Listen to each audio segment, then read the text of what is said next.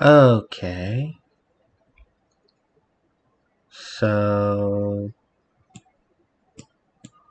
I don't understand none of my medias. Mhm.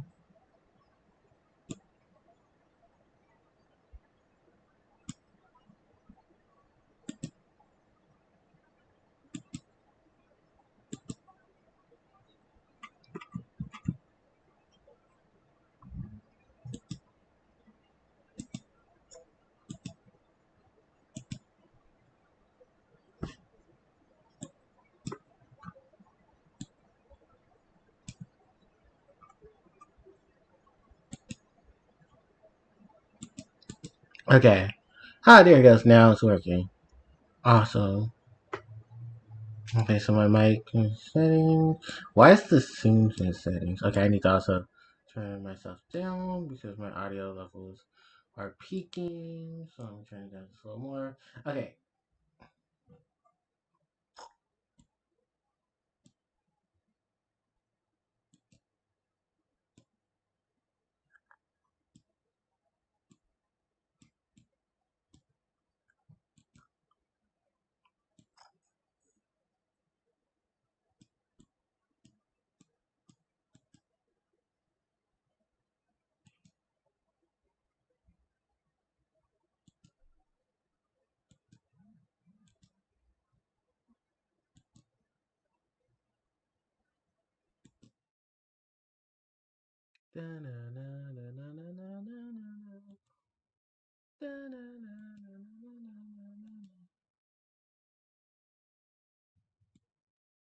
Touch sweep into a spiral flame.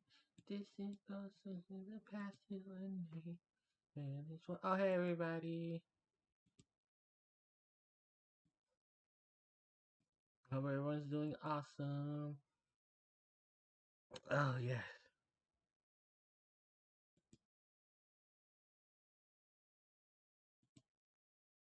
Oh, yeah, my alert boxes and stuff is all over the fucking place.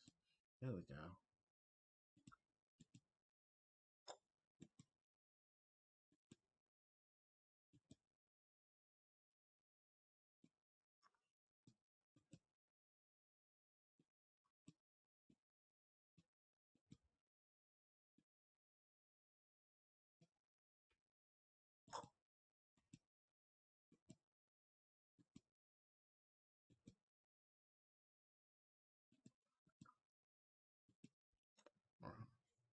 Oh, hi, everybody.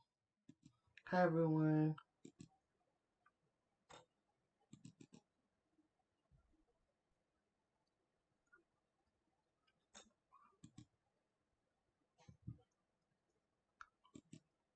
I am setting stuff up right now.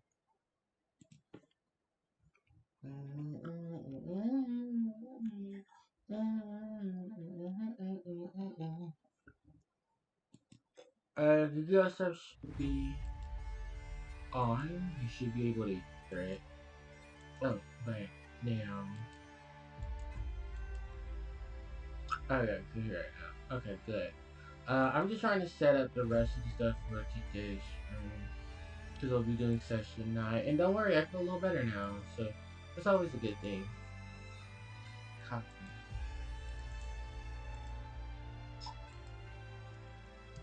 Okay. Alright.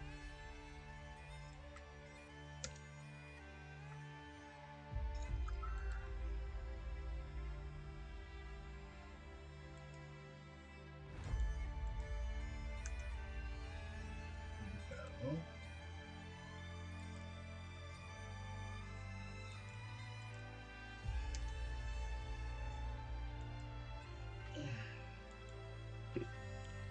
I am here though. I just wanted to set up the stuff for Master Duel. Cause I think we still have a long portion I have to go through. Cause I did not finish my story mode, and I kind of want to finish it before tomorrow.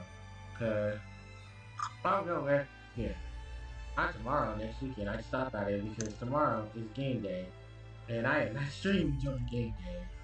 I do not want you guys to have to hear that.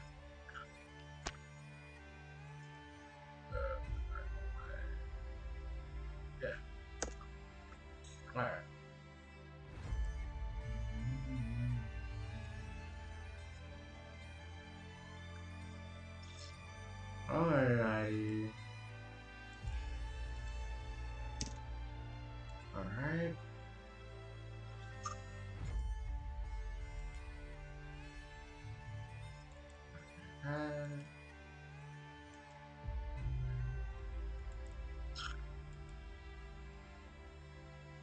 Okay.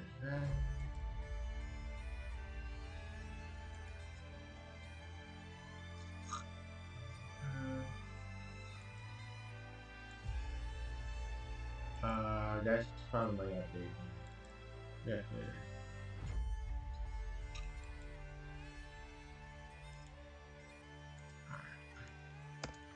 Go.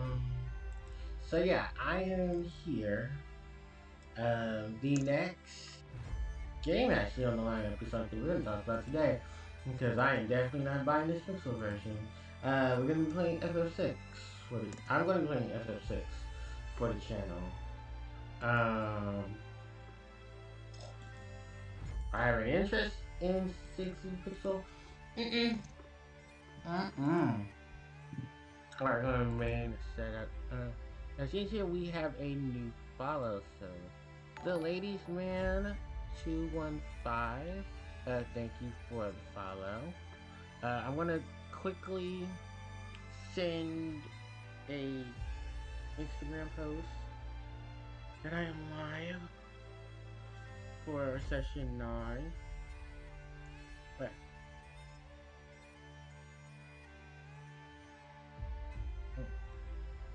alright, how I stuff in my.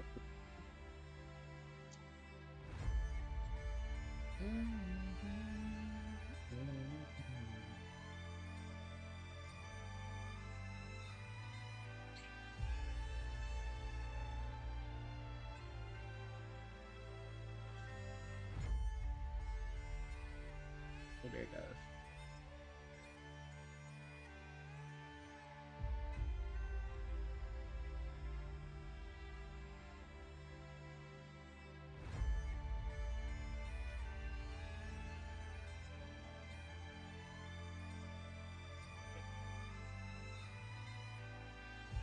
No, 9.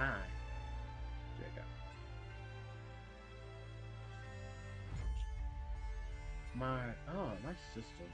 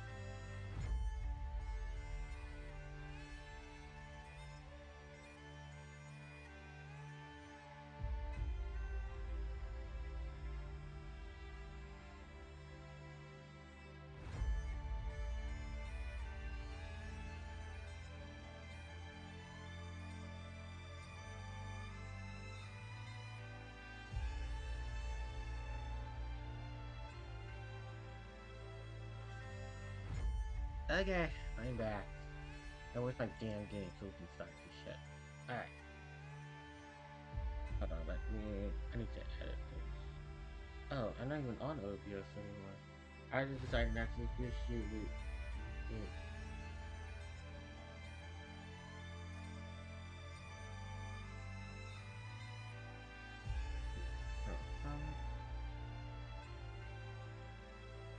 there we go. Alright. Alright, I'm here. Okay, so, let's see. Oh, well, the chat box is working. That's good.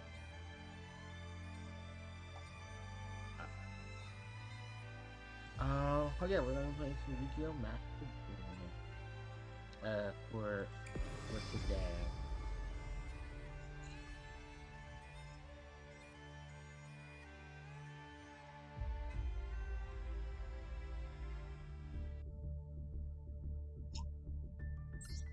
Oh yes, more. Yeah, but I don't have any packs right now. If I'm not mistaken, I don't think we have any new accessories either. Yeah. Packs only Volcano and Gear Town, and that's before they add Citadel. Which I think it's the one that at the Cleefort. We battled the Cleefort on. Ugh. Oh boy. Alright, we still have a long ways to go. Because we still have to finish this. I haven't logged in for a while either. Come on, wait. There we go. Alright, so we still have one more duel left, and I think this is the one that was giving me shit. Yeah, because it's Cooper Poly. Ugh.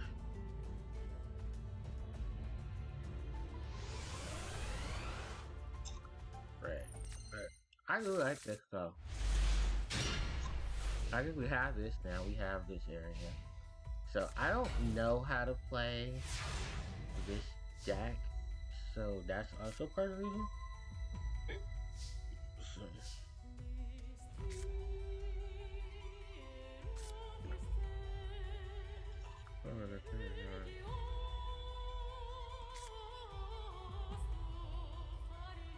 isn't there AI that says something else from the hand? That's probably the one I need to search for. Let me do that now. Okay. Okay. It's not adding this and I just did something here. I get one side of something easier though. Hour left vision. Okay.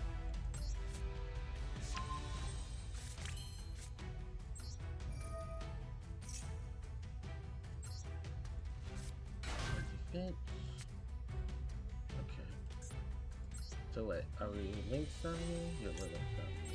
Alright, we'll become Nightmare Service.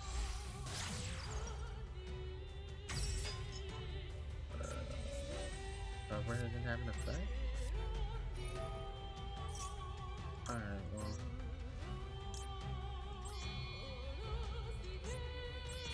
Okay. Okay, that's not fixed up. What's that? What's that one?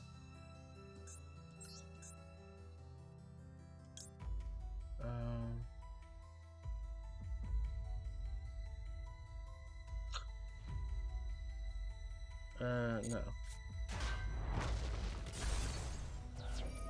Ib.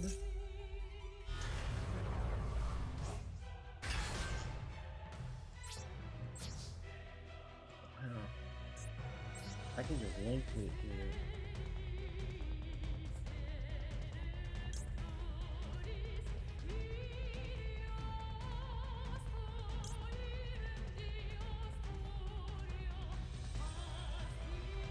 Oh, hell yeah.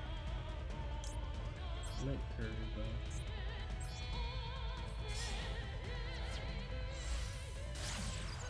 Lingery bow.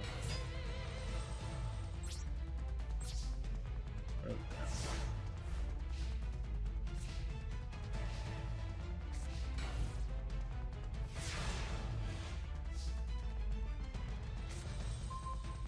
Signet mining.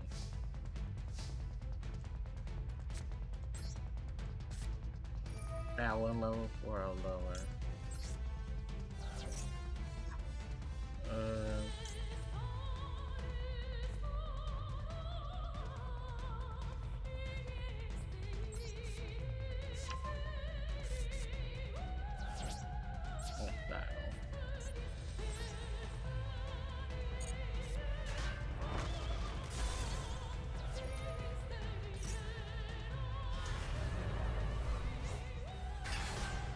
Hi, Ed. Oh, damn it, I could be so Ed.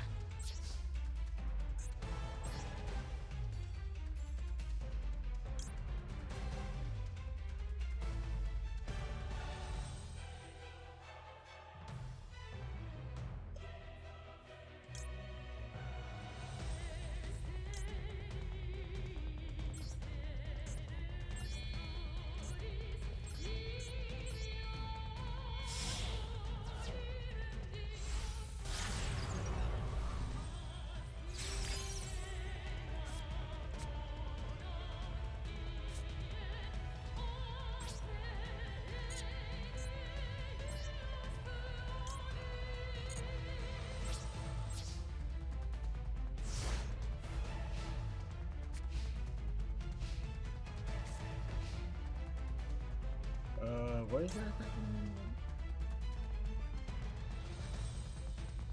Oh, you contributed against your own station. No thanks.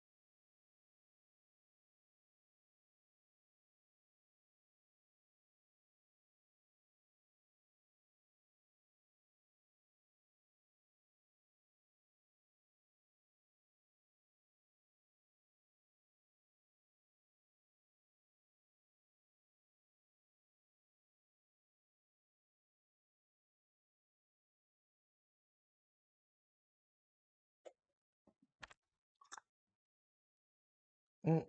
Oh, hi. I'm tweeting. I mean, not tweeting. I'm reading.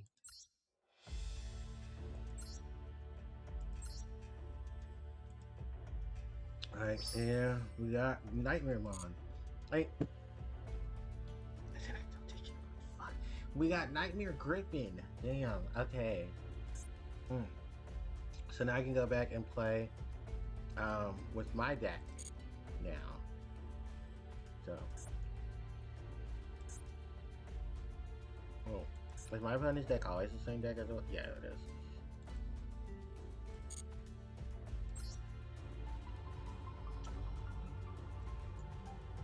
Alright.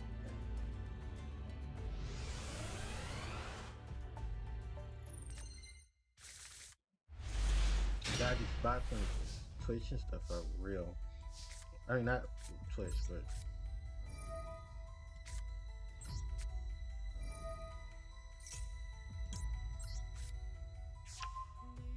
ego. I mean, ego. My God, this is.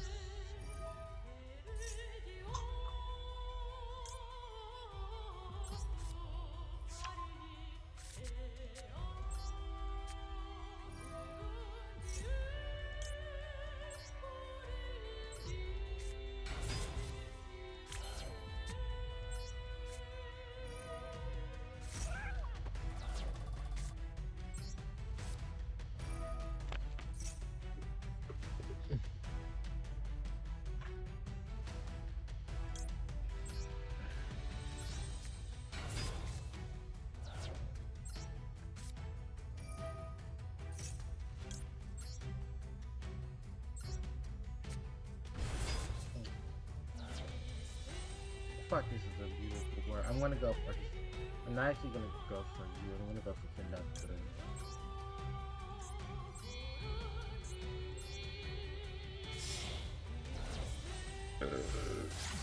Here we go.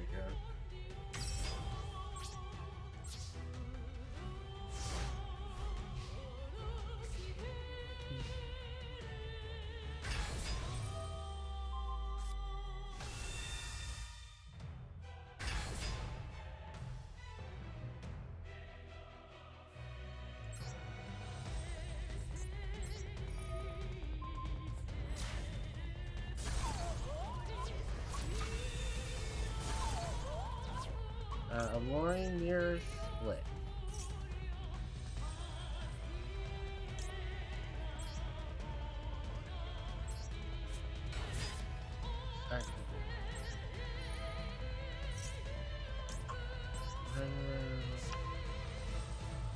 And a Harpie feather.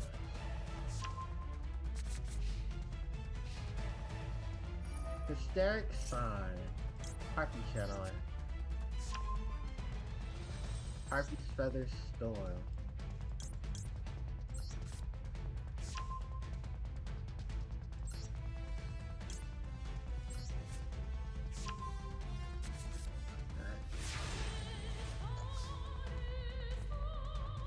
Let's do it. So basically, I just need to hurry up and summon Union Carrier as soon as possible. Okay. I will go get Harpie or... No, I'm gonna get Harpie Dancer because Dancer and 5 will bounce back for Female.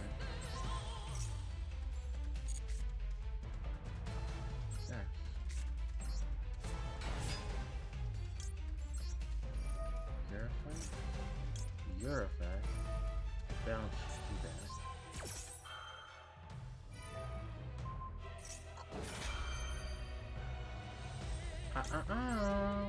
No runnies. Harpie's feathers though.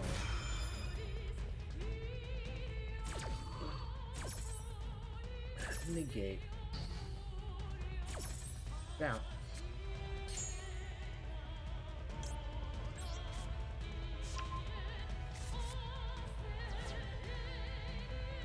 So Union and there.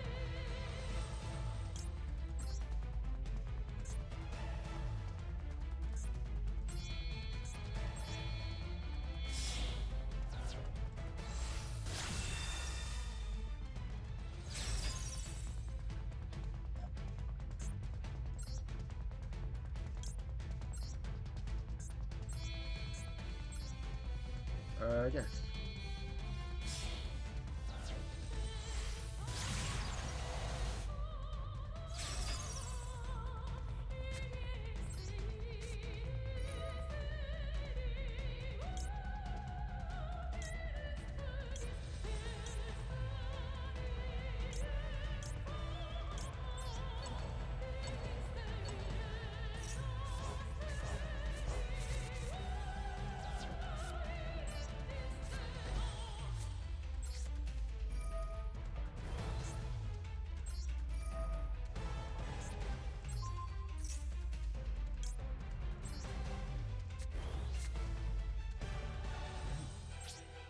Let's battle.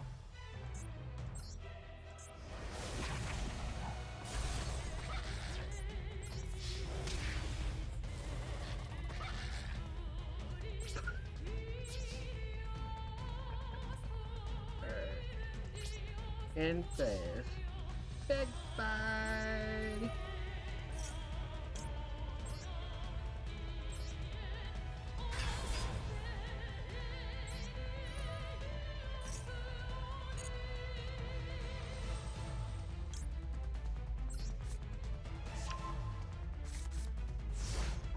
Pittsburgh.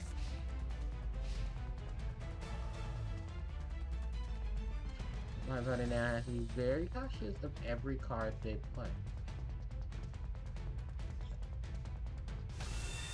Meg Knight Blue Sky.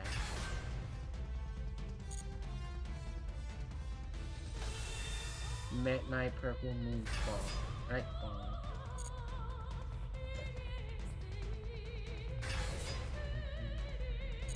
What is this? Yellow Star?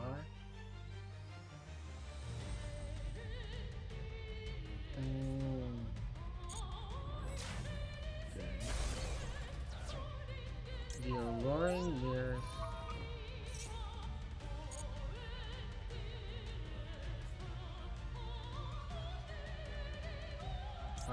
Oh.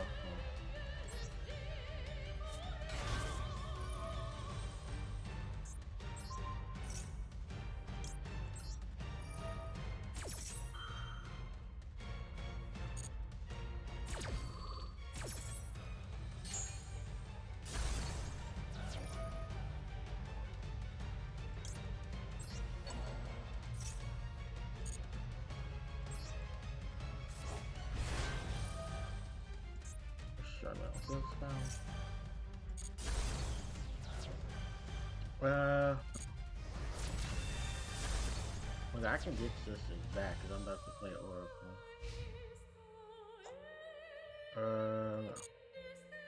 Yeah. Harpie Lady 1.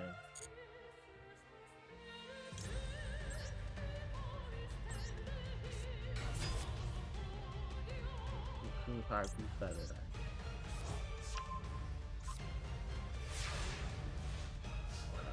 Draw.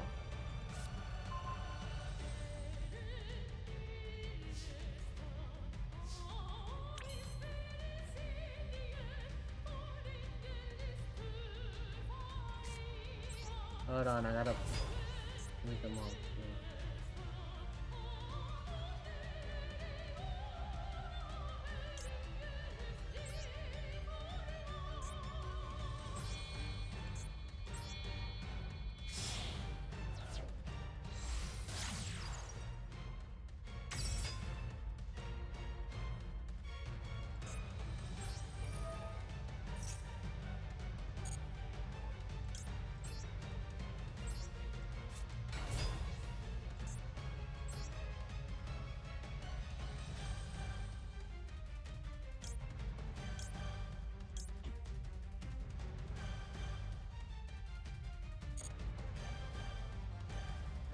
Oh, because I don't have that monster. Wow.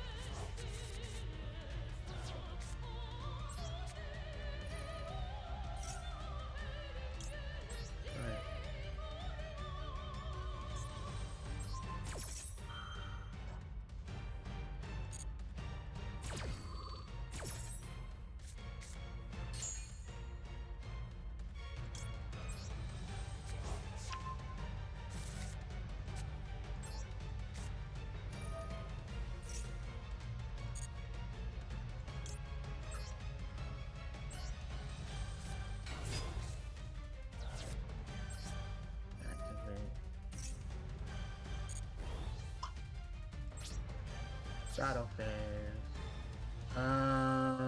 Shit, really? They all have that much attack points? Cyber Size Hard ability attack. Uh, you attack. Avion. Let's see. Oh, game.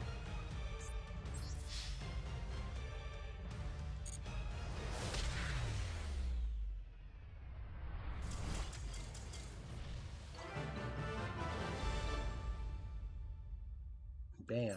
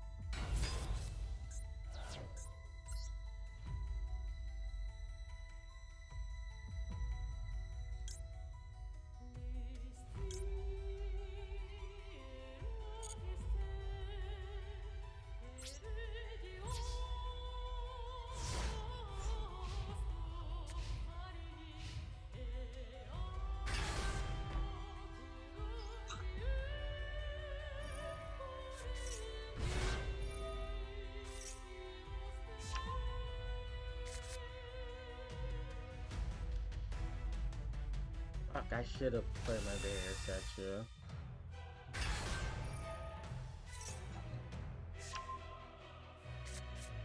Damn it. Galaxy Eyes Photon Dragon. One thing I don't ever want to run into.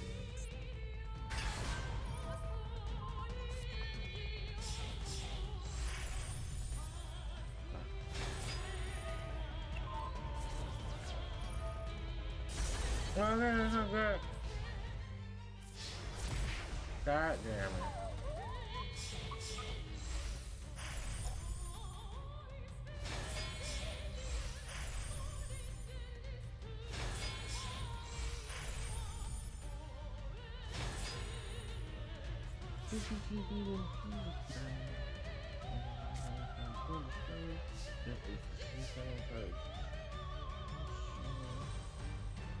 Oh my god.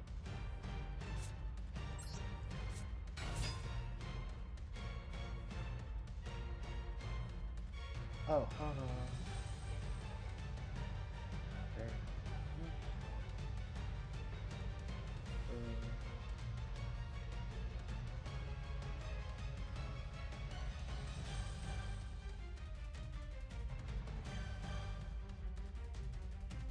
Oh wow.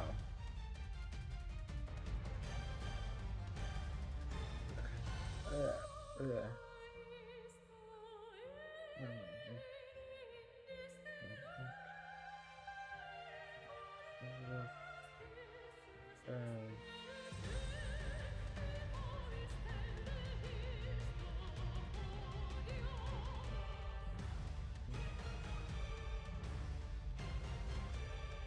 Okay, so I'm kind of screwed.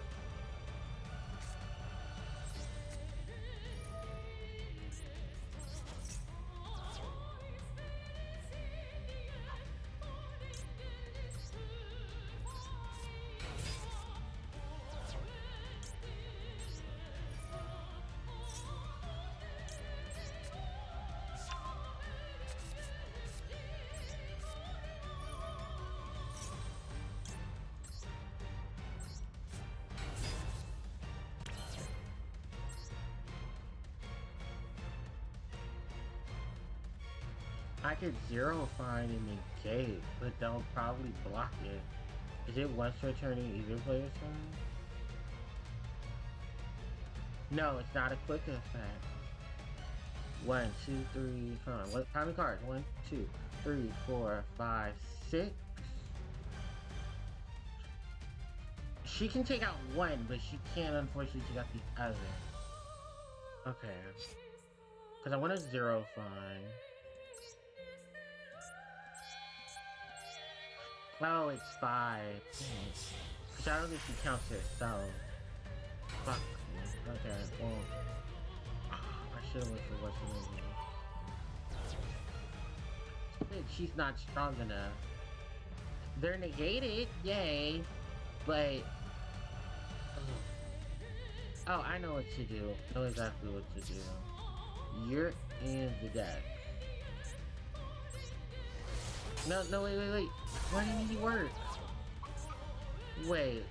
Oh no. Oh no. I don't think I know how to work.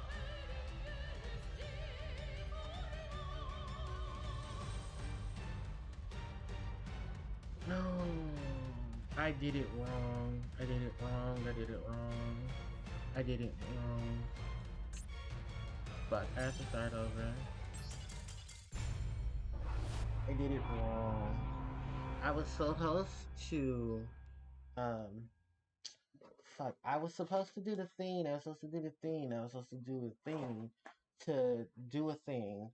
to help do a thing. For context, my monster was supposed to. I was trying to go into Zeus, and Zeus kind of needs the other way around. So fuck me. Okay. Oh, we'll try it again. And then this is McKnight with Galaxy Eyes. Yeah. Excuse me.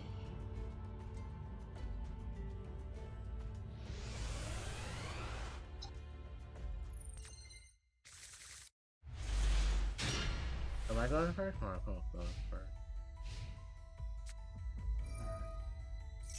Ash Blossom. Because they're trying to think.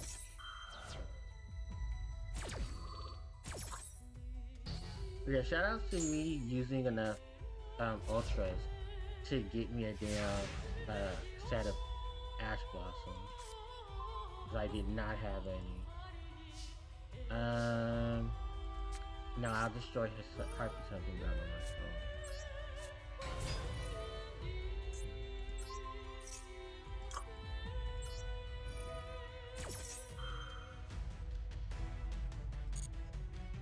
What was that, Mark? You go.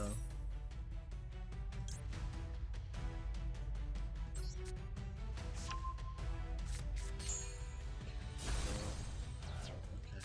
Activate static song. Go get Harp LED.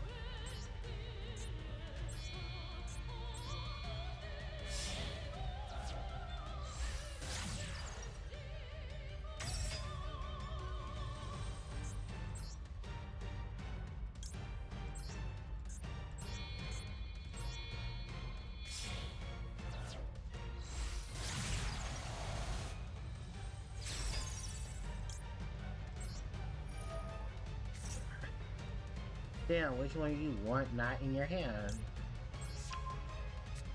I wanna set you in base. I'm gonna go get Big Bird.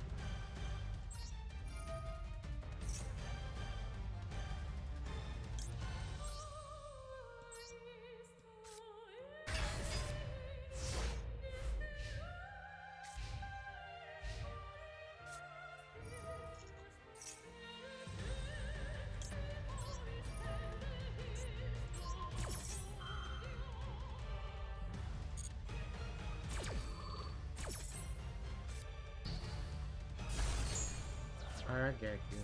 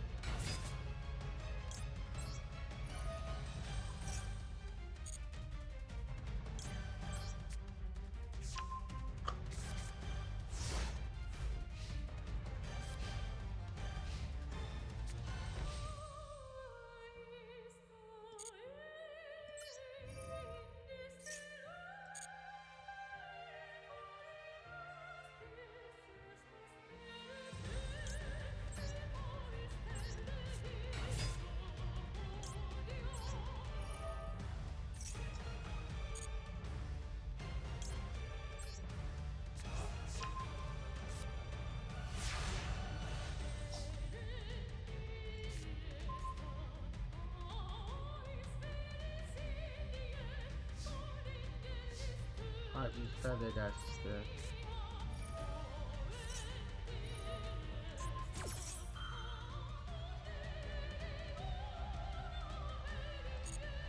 Oh, that's fine.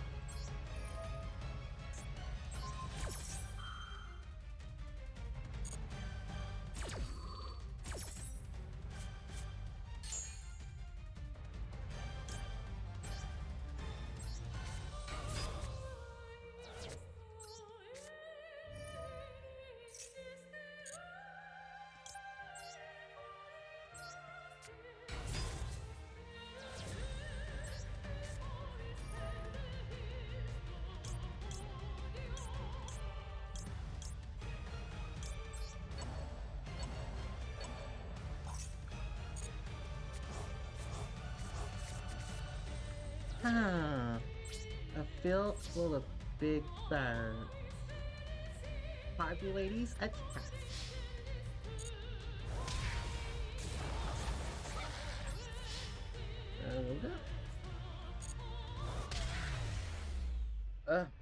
Why is it sad? It's sad that my actual deck is doing good against. Actually, you know what? No, fuck that. My actual deck is doing better because I actually know how to play games that have an actual solo mode, and I am more of a solo duelist, so it kind of just makes sense. What was this opponent's? Oh fuck! It's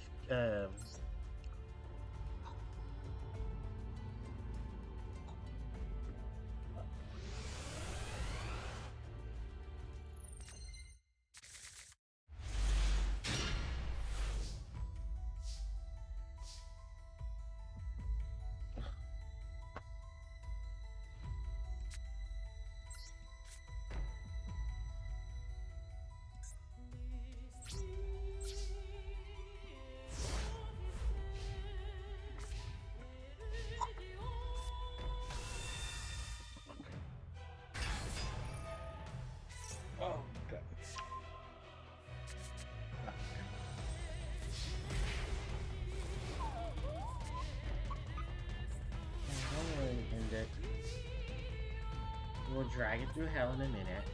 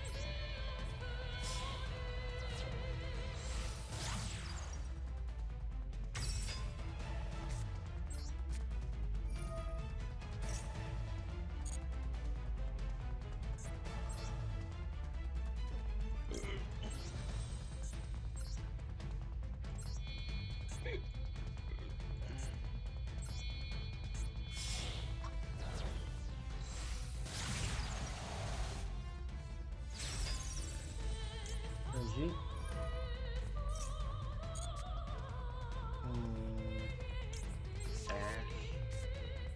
Ash. Harpie further ass.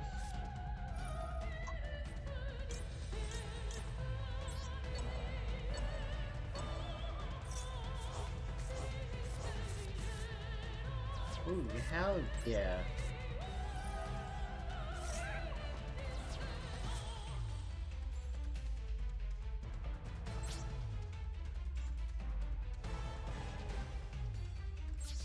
Infant.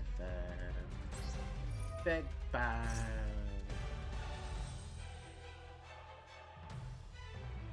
No, fuck that. We're gonna put you in defensive. You're continuous.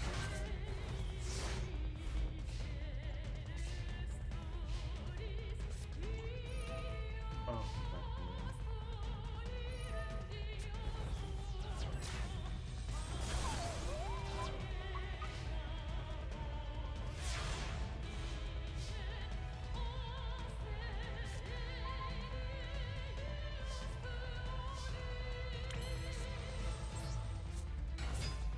Happy channel live.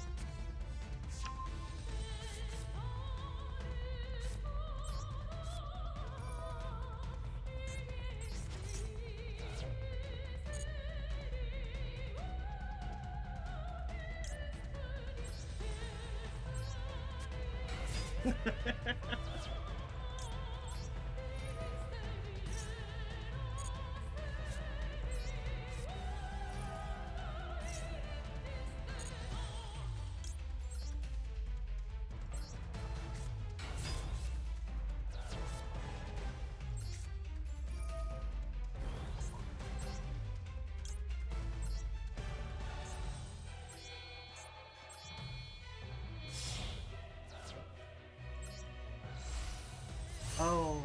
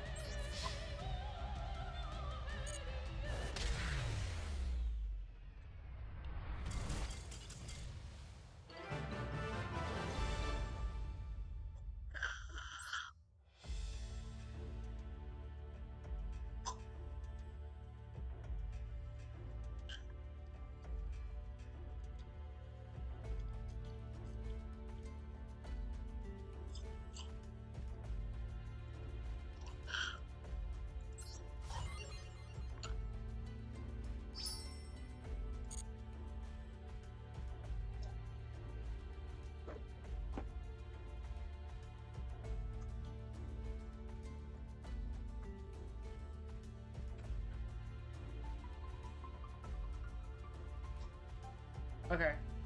I'm not gonna that far.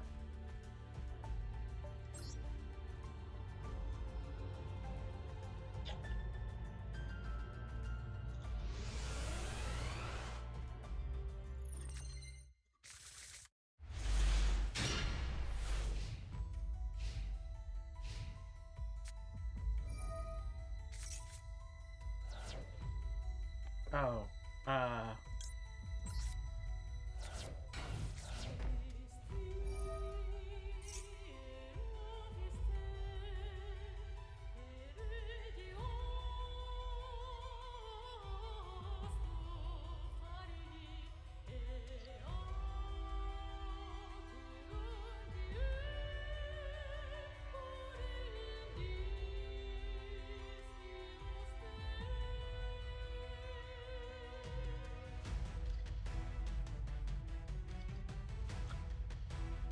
Okay.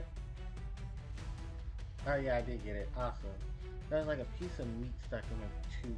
Been in for like an hour. Hysteric sign. Harpie's feather duster. Harpie channeler. And Harpie feather. There's no. Actually, we're gonna get Harpie's feather duster because you know why? We have Dexter's Storm, and I'm gonna be fine. Perfumer. Alright, Harpie's feather duster. Harpie channeler. Harpie channeler. Right? Dump sisters. Then go get Dancer. And Dancer's effect. Bounce herself back to grab Harpie Perfumer. Perfumer's effect. Oh, Egotist.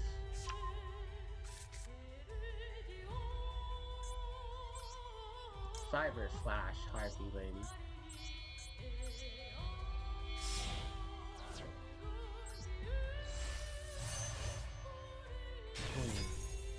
Elegant Egotist.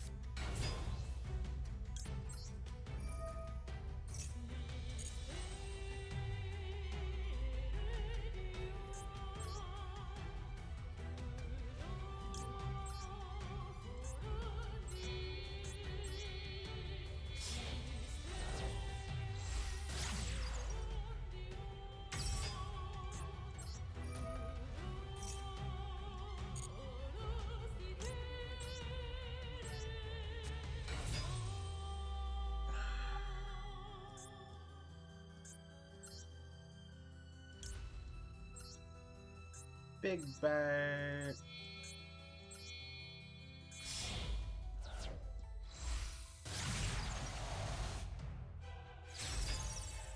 Brigitte.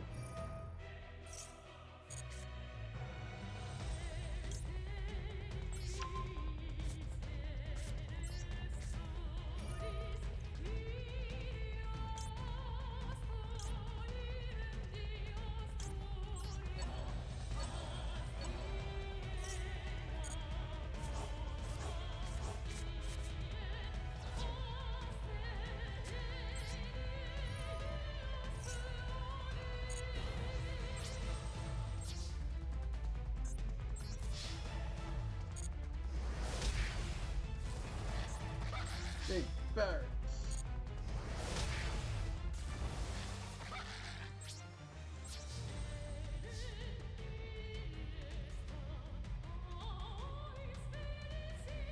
Yes, some more.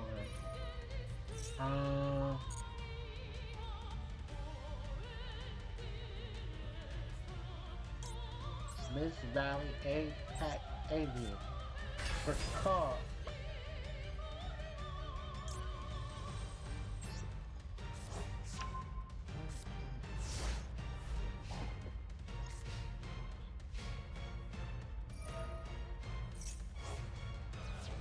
Harpie Featherstone.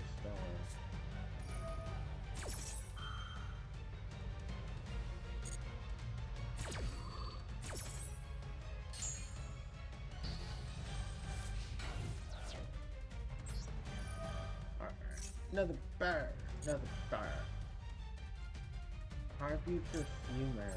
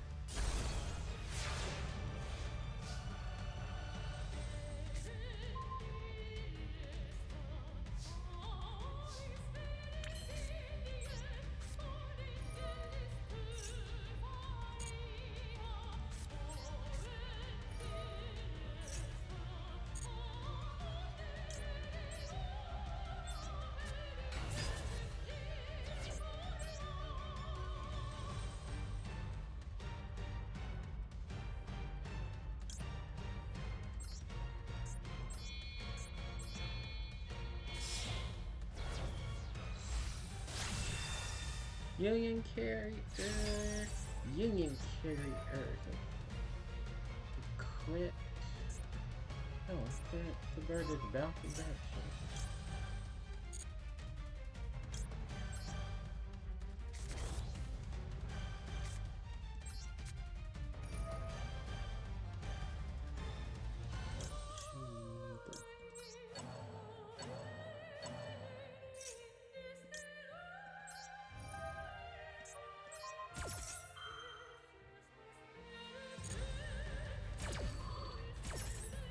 Hell yeah.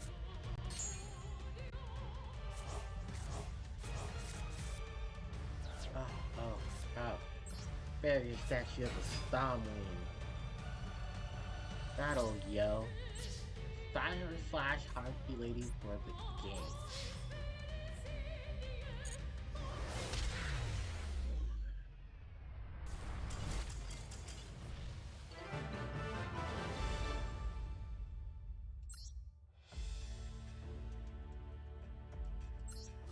Alright, that's complete. Oh yeah, what is this? The shield. Unaffected by the card effects, summon. From the extra deck, your opponent cannot target your World Legacy cards in this color this card. It's card effect. During example, this card in graveyard. In the event that life points on summon this card, then if your opponent summon one monster from their hand or graveyard. Yeah. It's not much, but it helps, I guess. I don't know, I don't play with it.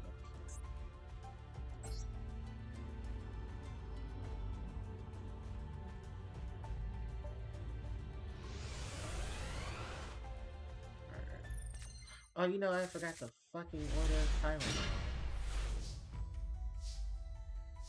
Ah, okay. So, Harpie Queen. What's her name?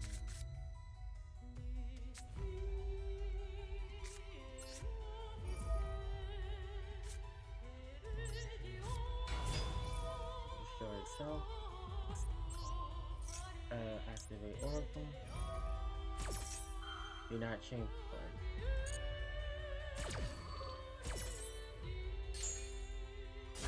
Alright, this is a very bad hand.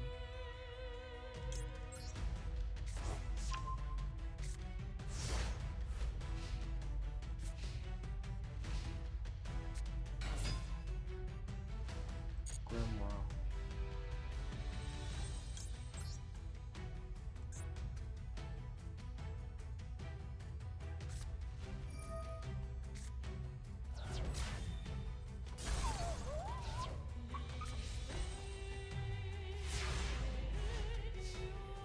Draw.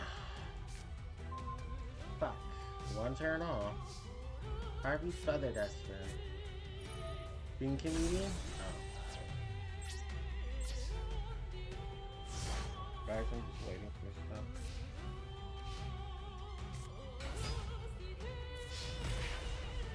Oh fuck, favorable crew. Oh no, Kushano.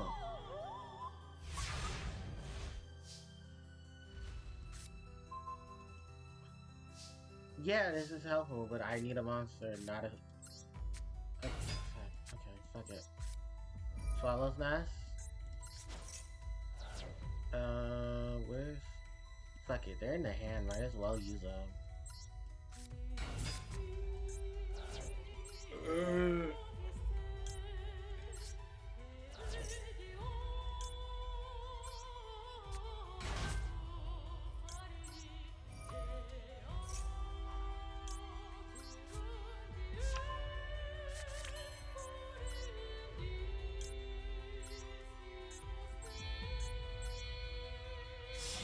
Cyber slash Harpie lady.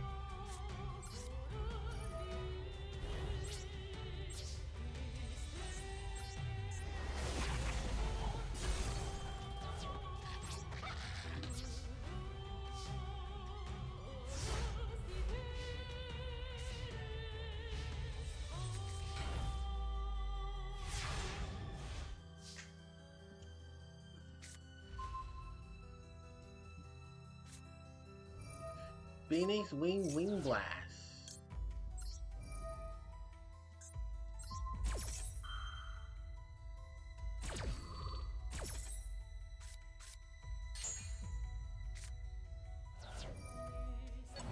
Cruise.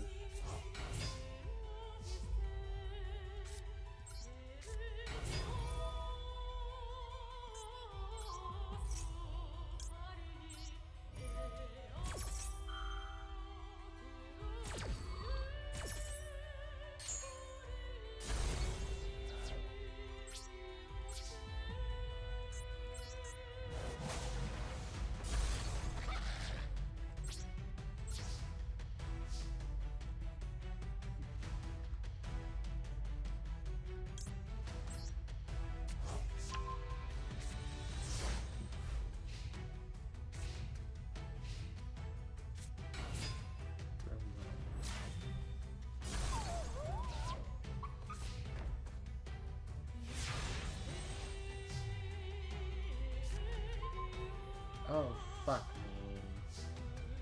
Can I activate it? Oh, okay.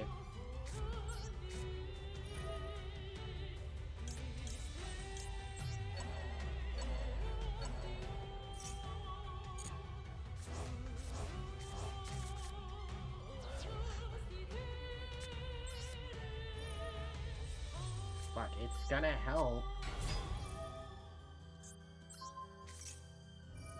Bitch.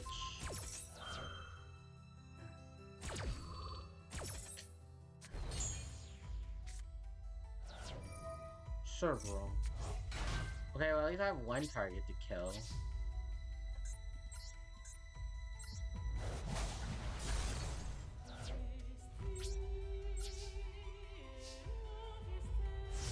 Like, I thought that was Perfumer. No. It's Harpie Lady 1. It's like, give me something to use. Are you serious? Monster Reborn? Oh, I don't know. No, they're gonna synchro, because that's a 9. Oh, Valkyrie. Oh. Stop that.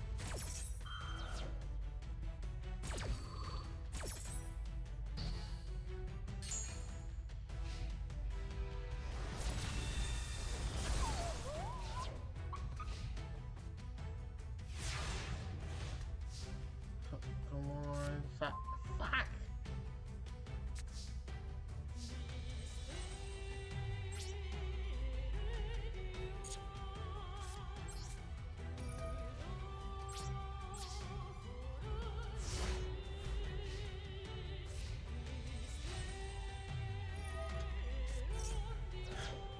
Shano, getting hand, Caxus activate, blows up my kill spell.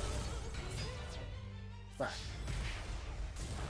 Like, that was a really bad hand, and I'm shocked I played around with it.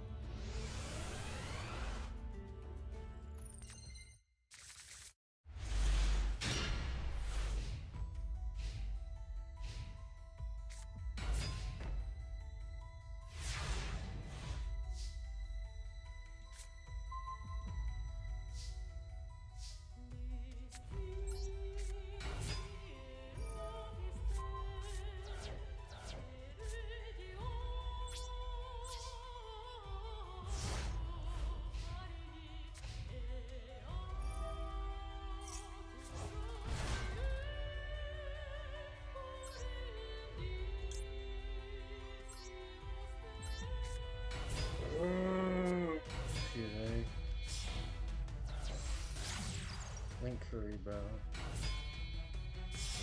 2 Cerberus, no, Phoenix. World Legacy.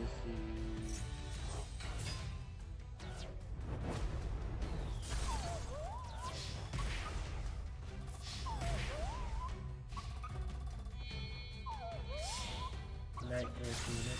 Oh, Griffin. Griffin's a... Oh. Okay, so I can change this. I can do this. Okay. Yes, you know what? Harpie Channeler. Oh yeah, Harpie Link. Just need graveyard for them. Okay, Harpie Channeler. Elegant Ego Test. Harpie Lady's Sister.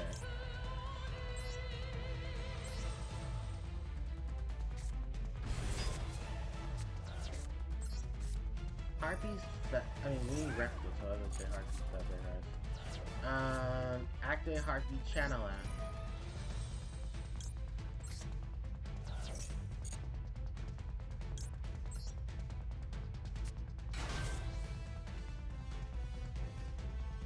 What happened? Did my monster's effect get negated? Fuck this game.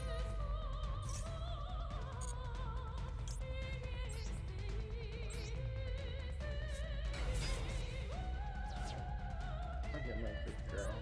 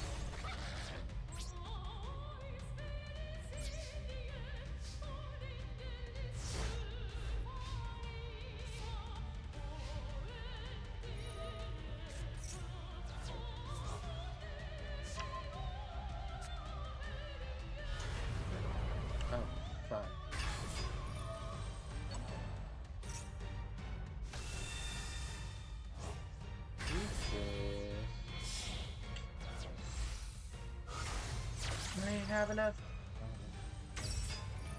Really just calling.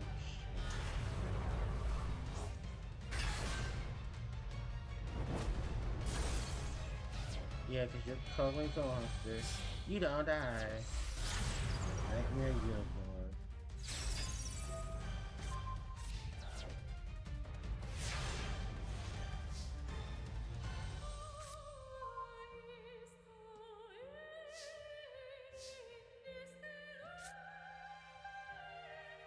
Wow.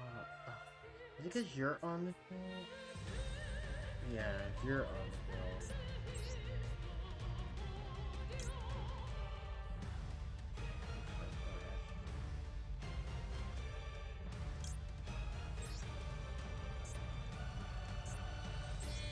Yeah, fuck you.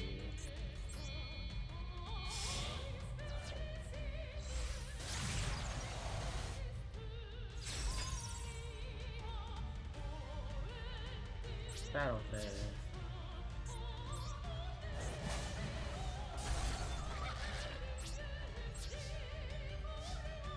Yes.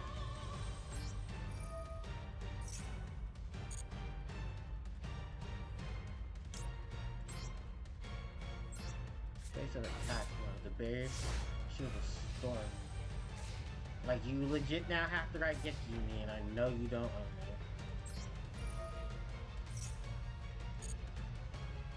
Miss Valley, Apex, Peak.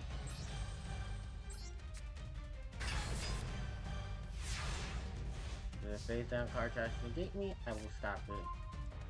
Oh, too full.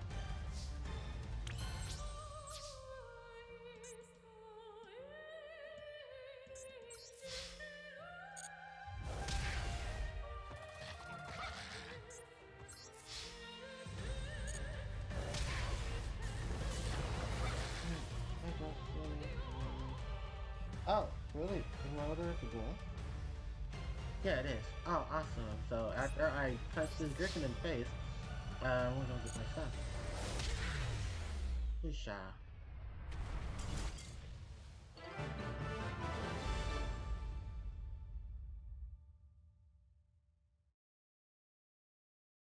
Oh, awesome. Okay, guys, I'm gonna take a small break because I need to get my stuff from outside and I don't want the bugs getting to it. So, awesome sauce. One more duel in this area and then we can finish the game. So, I will be right back.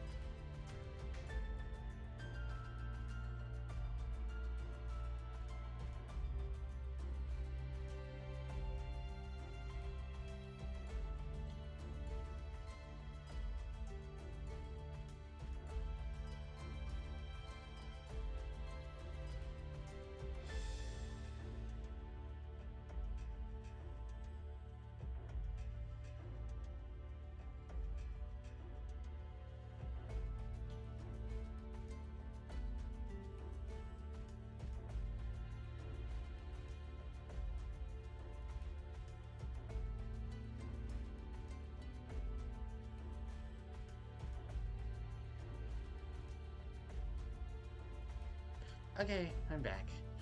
Oh boy. Yeah, I just got the stuff that I just ordered from the thing. What's the thing?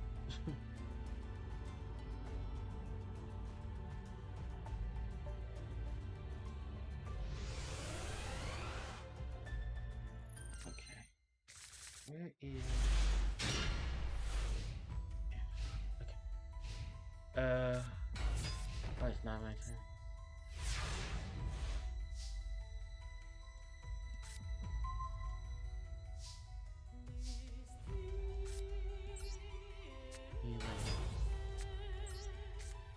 Sister.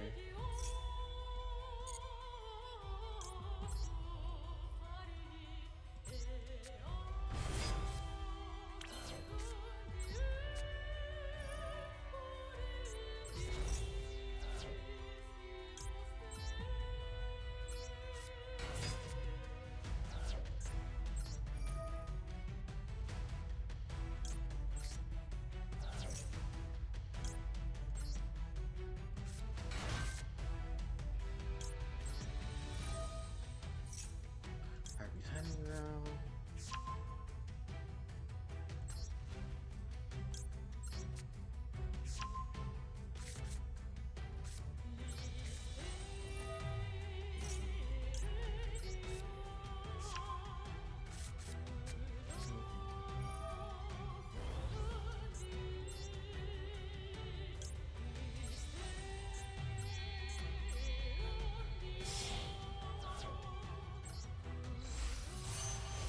Cyber Slash Harpie.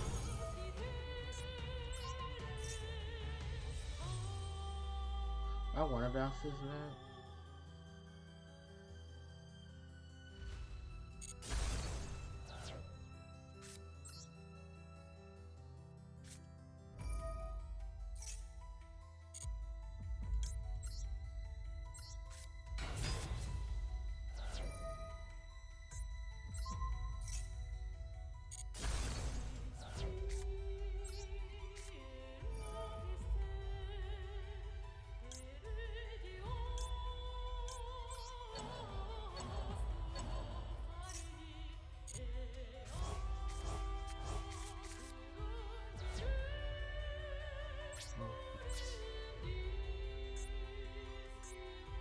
Cyrus, Harpie Lady attack.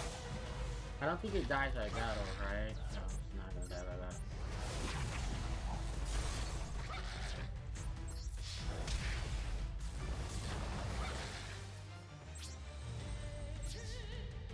Like, I got my big lady on the board.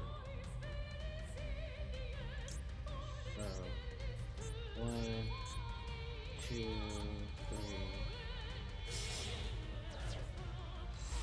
Some more. Further stalker. Remember, guys, this card is banned because it's too good. Oh, actually,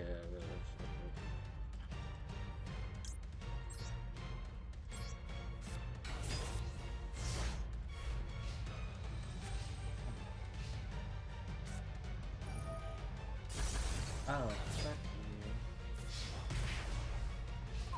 Oh, this comes tomorrow. What are you telling me today?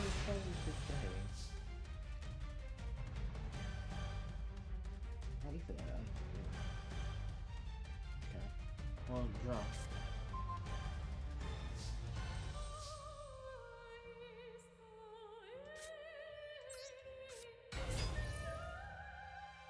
Distraction.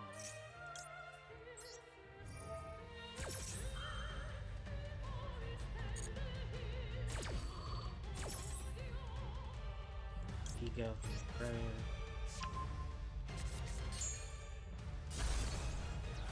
He go. Harpie Lady.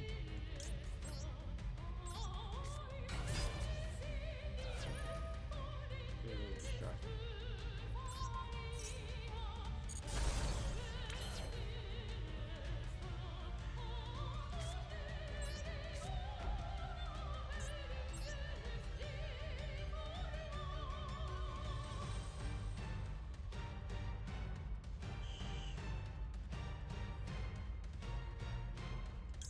Cyber slash Duty. Cause like even if I can't kill this,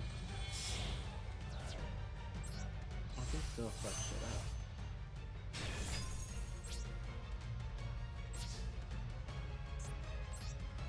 Oh yeah, you know what? We can see this. Chain. In chain. Just don't shoot out of the way. And then that's a direct attack. Yes. Finally, after what, this is 5 sessions. This is legit 5 sessions.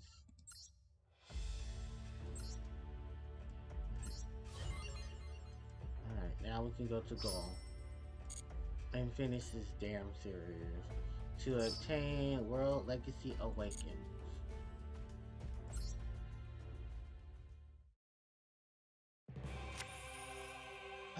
Amaran rushed to the base of the world land, but it was too late. By the time he arrived, Iblis had already finished activating the world land. With the newfound powers of the world land, Iblis was aggressive assault on Aran. And by destruction force that each blow shook the earth, Aran faced the attacks alone. In the face of these attacks, Aran now lay wounded on the ground. Iblis moves to pick up Aran's sword and swing it over and over, as if to check its weight. Iblis then moves closer to inflict the final blow on Aran. Aran cannot move his upper body and let alone stand up. Just as Iblis was restored, a small shadow emerges from Aran's cloak. The young dragon Duck summons his own heroic powers between the young boy and girl, determined to help his companion in their time of crisis with whatever powers he can muster. The power to suppress the evil dwelling within Ib for only a moment. By suppressing Lee's evil spirit, the spirit of Ib has resided deep within depths and now has awakened. Aran lays the ground powerless and was exhausted, his power and unable to move. Ib was now holding the sword in her hand, realizing the situation. She made her decision.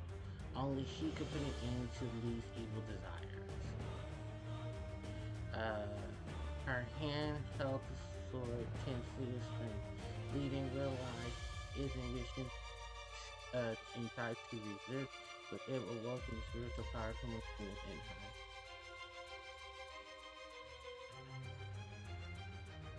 her. She then flashed back to her childhood friend, desperately calling out in her direction.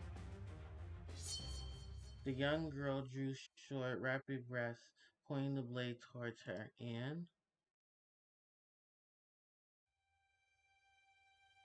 Ninjutsu arrived at the scene as he saw his childhood friend holding a limp body of his little sister in his arms, gradually calling her name. A cruel end to a surreal scene. The older brother could do nothing but stand there, stunned and speechless. She killed herself to basically save the world. The World Legacy Awakens. And that's it. Gate clear. That was very much a tragic story, I'm not gonna lie. No, I don't want to go to the store.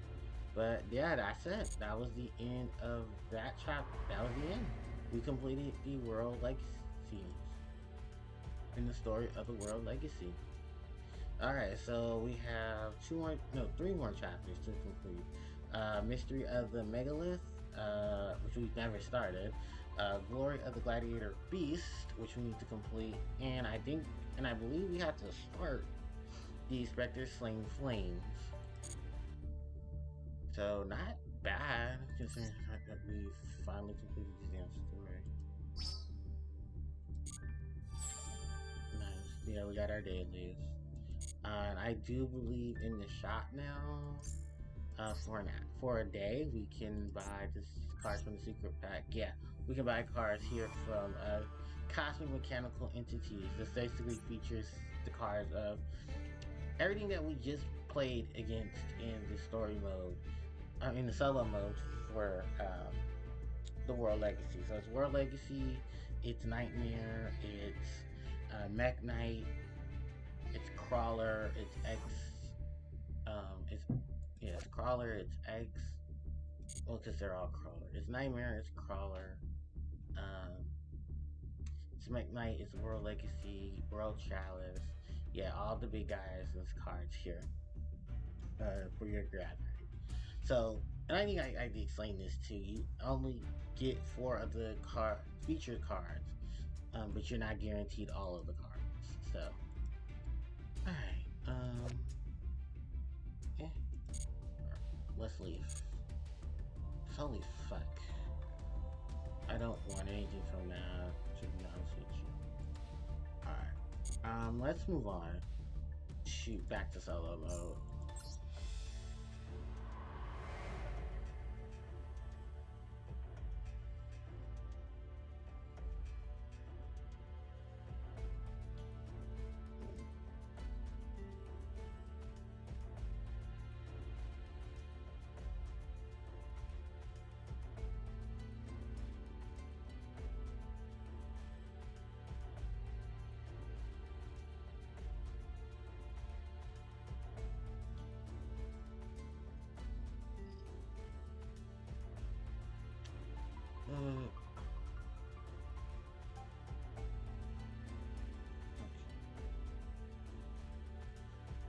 Mystery of the Megalith. I don't think we started this. And I don't think I can finish Gladiator Reach because I need Wind Gemstone to get to the other doors. Yeah, I need Wind Gem, and I don't get any from this. You know, I get Dark Gems, and I used up my Wind Gems to even get further enough. So, okay.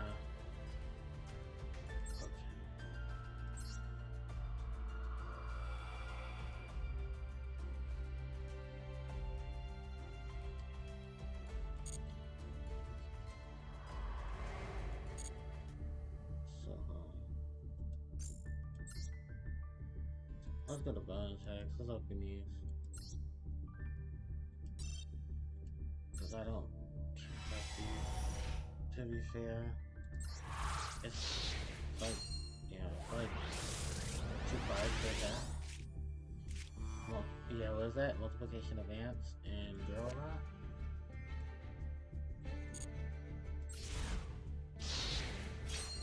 Like, don't expect anything good. It's like the really cool cards. Yeah, Imperial Pestilence and Lord Poison. Lord Poison has appeared twice actually in the series. He's appeared once in Merrick's deck, and then the other is Akiza's deck.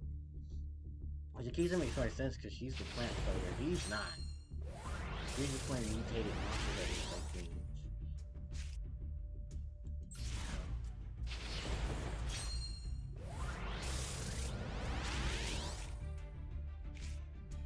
Who's this? Malevolent Mech Goku In. I think it's like a series of like cursed monsters. This card can be known someone without tribute. Once a turn at the end phase, whoever summons this lake can send to the graveyard and take damage equal to your original attack. This monster, yeah, this is basically a tribute monster. Yeah.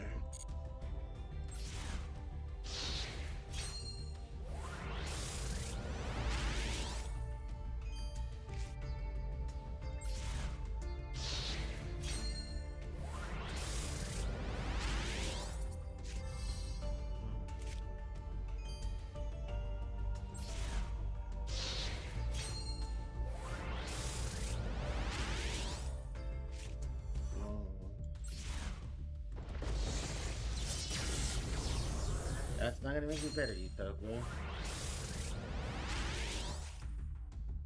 Dark Artist. Hey, Cora Gorgon, the anti-luminescent knight. You guys wanna know the history about this guy? This guy actually is Jedi Diamond. And during the, yeah, cause, Yeah, because I can go into story time. So Core Gorgon, the anti-luminescent knight, was one of the last of the cards to set off before the Hidden Arsenal story in the TCG ended. It did continue on. It did continue on in the forms of the Shadal, which was telling more stories of what was going on with basically everything. Because it's funny how they rewrote it here in the game, how uh, it was the Shadal that took over the world, and the Cleaford tried to stop them. I was like, that's kind of not how it was depicted in the cards, but sure, that's how you're gonna depict it now. Um, because each of the essence of the what was it of the hidden arsenal tribes united to stop the Shadal. Which, by the way, the Shadal was already going through their period of stuff. And spoiler warning, the Cleaford lost because spoilers there. Shadal Construct beat what is that? What is that? Yeah, Apocalypse World Tower because Shadal Fusion, or I think it was El Shadal Fusion, is basically magic. But for the most part, yeah, the Shadal monsters won and beat the um, yeah, and then beat you should remember this. They beat the Cleafort because two monsters have now come out of that. What was that? Anna, not no Shiki Naga, the fusion monster, and Genesis, the normal monster. Which Shiki Naga is great. The normal monster is ass. I mean, the effect monster is ass. So don't no one be too surprised by that. But yeah, for the most part, I mean, if you look at the like situation itself, for most of the cards that are together, Gorgorgon is basically the embodiment of what happened to Gemini Diamond, who tried to save the planet because I don't want anyone to kill the planet.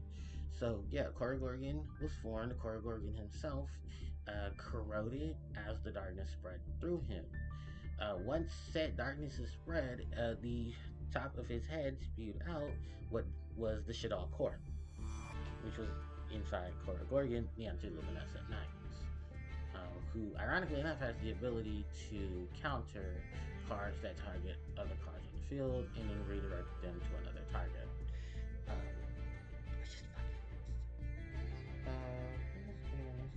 Um, oh, my stuff is okay. But yeah, it was basically just like a whole array of things that came out of those, which is not bad. For core, well, bad for core organ because Jesus, that is pain amongst no other. But um, a lot of the other things in the game transpired because of what this brave soldier tried to do, which was trying to contain the Shadal core so that it wouldn't get out. That's too bad that didn't happen. Alright, so yeah, and then we go forward, and then Anti-Luminescent Knight breaks into pieces, the core is released, and then the core spreads to capture particular monsters of other archetypes to basically become the Shadowlands. So, yeah, really, still a really cool monster. So a lot of people played it to stop cards like 101 side on Arc, uh, Chidori, Castel, stuff like that. Alright, moving on. Moving on.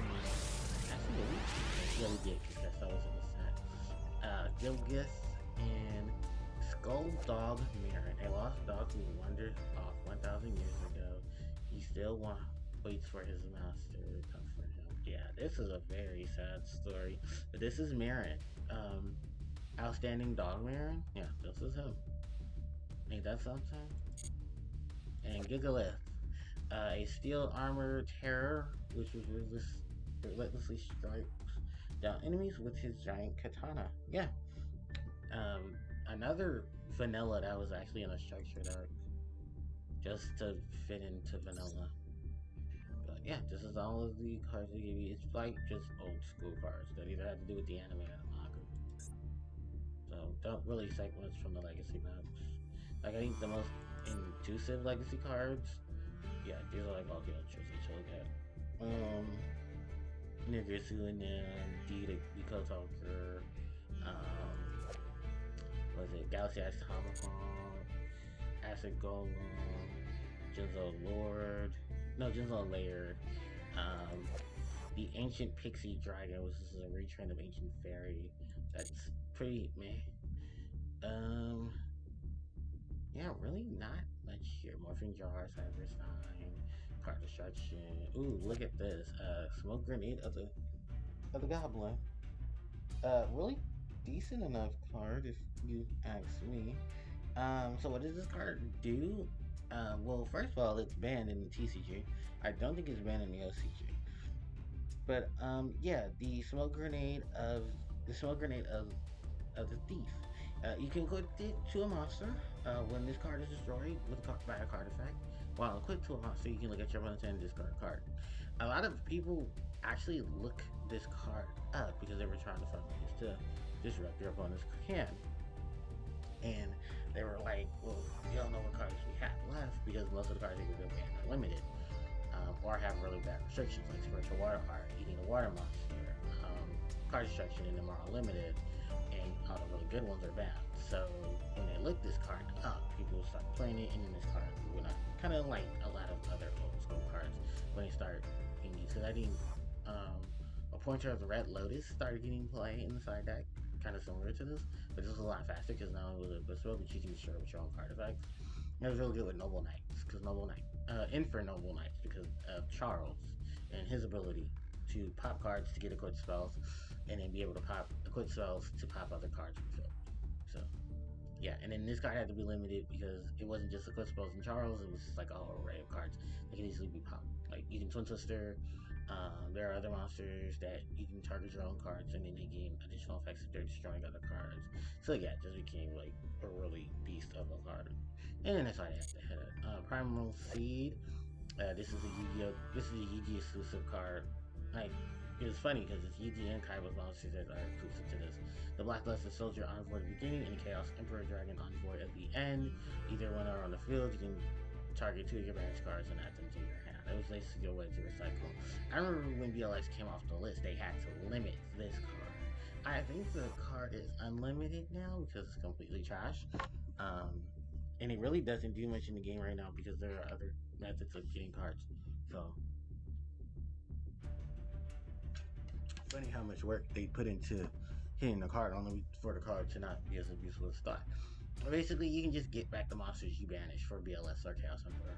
If Chaos Emperor hadn't already destroyed stuff, and BLS is still on film.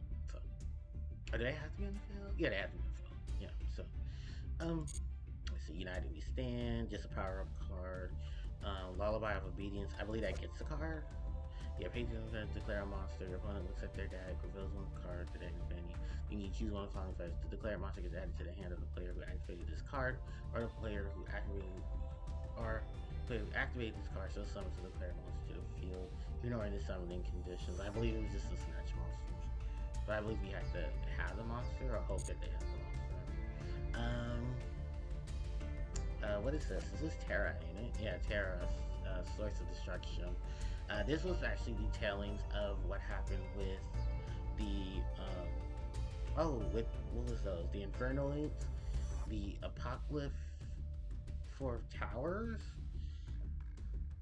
in Shadok. His construct takes this monster and she breaks it into pieces. I know one part of it is construct breaking into pieces. The other is that Saphira is a thing. Yeah, this card cannot be normal summon. Instead, this card must be summoned from your hand by shuffling 10 other cards with a different name from your hand or field into the deck or extra deck. It cannot be summoned by other ways. If this card is summoned, cannot be negated. If this card is summoned, shuffle all cards into the deck except this card. From each player's hand, field, graveyard, face-up pendulum monsters to the extra deck. Neither player can activate cards or effects in response to this monster's activation. So it's a very difficult card to get off, but it's happened. It's not good though, so that's why I love it. That's why it just sits there. Use your friendship, unity, 1 day of peace, because it's a draw card with no damage being taken. What is that? magical wrap panel. That's just to take advantage of cards that would benefit for your opponent, like drawing cards and stuff like that. Gotchi, which is a really good card for low level decks. Shocking Monster, if you're a deck that specializes in summoning massive level 6s. Utopia Ray to extend the Utopia combo into Utopia the Lightning. Um, we got Master Key Beetle, another monster that's actually really good for defense. Really good in Infernities, really good in Great Keepers because it protected Great Keepers. Necro Valley from being destroyed. Ooh, this one. Knight of the Underworld, Lancelot. Love this monster. I've seen this monster actually in play in a zombie deck. Via what's his name? X Steven. When he was the last set of duels he had, he used zombies versus Shadal, and the Shadal got cakewalked by the zombies. And Lancelot was actually a monster because Lancelot has a really good negation effect. They got Ona Lancelot, so I was going to build a deck with Lancelot. I can't remember which deck it was. But yeah, I do have Lancelot for some odd reason. Oh, Black Brute Drago. This is a monster if you're playing Gemini. Because Gemini do have ways to make tuners. What you do with this card is you send the Gemini monster from your hand to grave. You select the spell trap and destroy it that your opponent controls. And this card is destroyed and sent to the graveyard. You're able to select the Gemini monster in the graveyard and summon it. And the special summon Gemini monster will be given its effects. This will be good in Gigavice. The fact that this monster is not a Gemini itself, unlike later iterations of Synchro monsters, courtesy of the Crystons, Black Brute Drago is actually a really decent enough monster because it was actually a really good beat stick, a level 8. It could take out a lot of things that could normally be taken out, like Stardust, Star Wars Fiend, Goyo Guardian. And Gemini took advantage of it. I think there were some hero variants of Gemini when Gemini City was running around. We used the hero monsters, Skyscraper, and you use tuners. Because you could go get Black Brute Drago, and then Black Brute Drago could go get Elias, and Elias would now be Neos, and then you can fuse with Neos to make shenanigans. It was a gimmick deck, but hell, it worked. The Unicorns. Frozen Fitzgerald. She was the first. This was the first monster of the Dark Signer to actually become an actual monster card. Too bad it did not develop the concept of the Dark Synchros. That was only until the Ursurus, and even then, that wasn't good either because the Ursurus has their own problems, and these guys are just generic monsters. That was the thing. Alright, moving through this. Bloodnap is a tournament card that no one got unless you were in that tournament. I believe you have to win that tournament too. One tuner plus one or more non-tuners once a turn during your opponent's standby phase. Inflict 200 points of damage to your opponent with each card they control. Each time your opponent sets a spell or trap card, inflict 200 points of damage. Really good for a burn deck, but it's basically a generic monster that just has real hype because it was a prize card. That's why. Okay. That's why it was so hyped, because it was a prize card. And you had to go, and you had to basically win the prize, the tournament to get it. Which was one of the older Yu-Gi-Oh! Prize parts of the old Yu-Gi-Oh! Series. Because we went through all trials, let's go to the supers. Mistworm. Really good synchro. Light and Dark Darken Dragon. These monsters actually were one monster in the manga. They were both Chaz's monster. They were not synchros, they were effect monsters. And they were actually part of Light and Darkness Dragon. So when I believe Jaden defeated the Light and Darkness Dragon, Darken and Light and Dragon were both summoned. And then once you target a monster from the side of the field, this card loses one of your attack defense. But it sends it to the grave when I did Light and Dragon. Says attack declaration. This card battles another monster. You can have this card lose one of your attack defense permanently, and that monster loses 1500 attack and defense CN settings. Which I don't think were the actual effects they had in the manga. If it was probably just some small stuff just to get over things.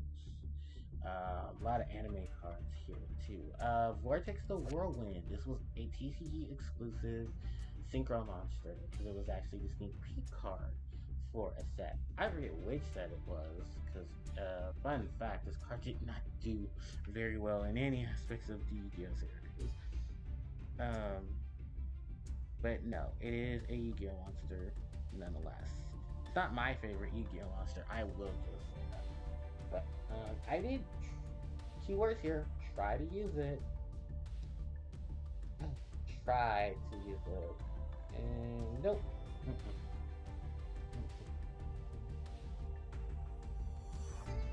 Nope. Not even a good effect. And it's so sad because it had really good potential to be a black wing. Like, this card was called Black Wing Vortex of Win, and you might have. No, let's continue going through memory lane. A lot of bad decisions that you get made. Oh, a Gemini Fusion monster. Yeah, this is Super Rally Beast Raptiness. 2 Gemini monsters. All Gemini monsters in your field are treated as effect monsters and gain their effects. You can actually Dragon Mirror this and summon it to the field. It was a monster whose gimmick was to basically support Gemini. It wasn't too bad. It was just, wow, you guys really did put in effort to a very mediocre card. Most of the Geminis are here. Virus Doom Dragon. I believe this is Mirror Force Dragon as well. Cards are basically used for Fang and Gradius. Elemental Hero Core. This monster is actually an extension of the Elemental Hero Terraforma. Or Terraform. No, Terraforma. Jaden's monster. So, fun fact about Jaden's heroes. Jaden's heroes are very different from the ones that are in the manga. Like, he doesn't use Avion Vercingetorix in it. He uses Rosebud, Calypso,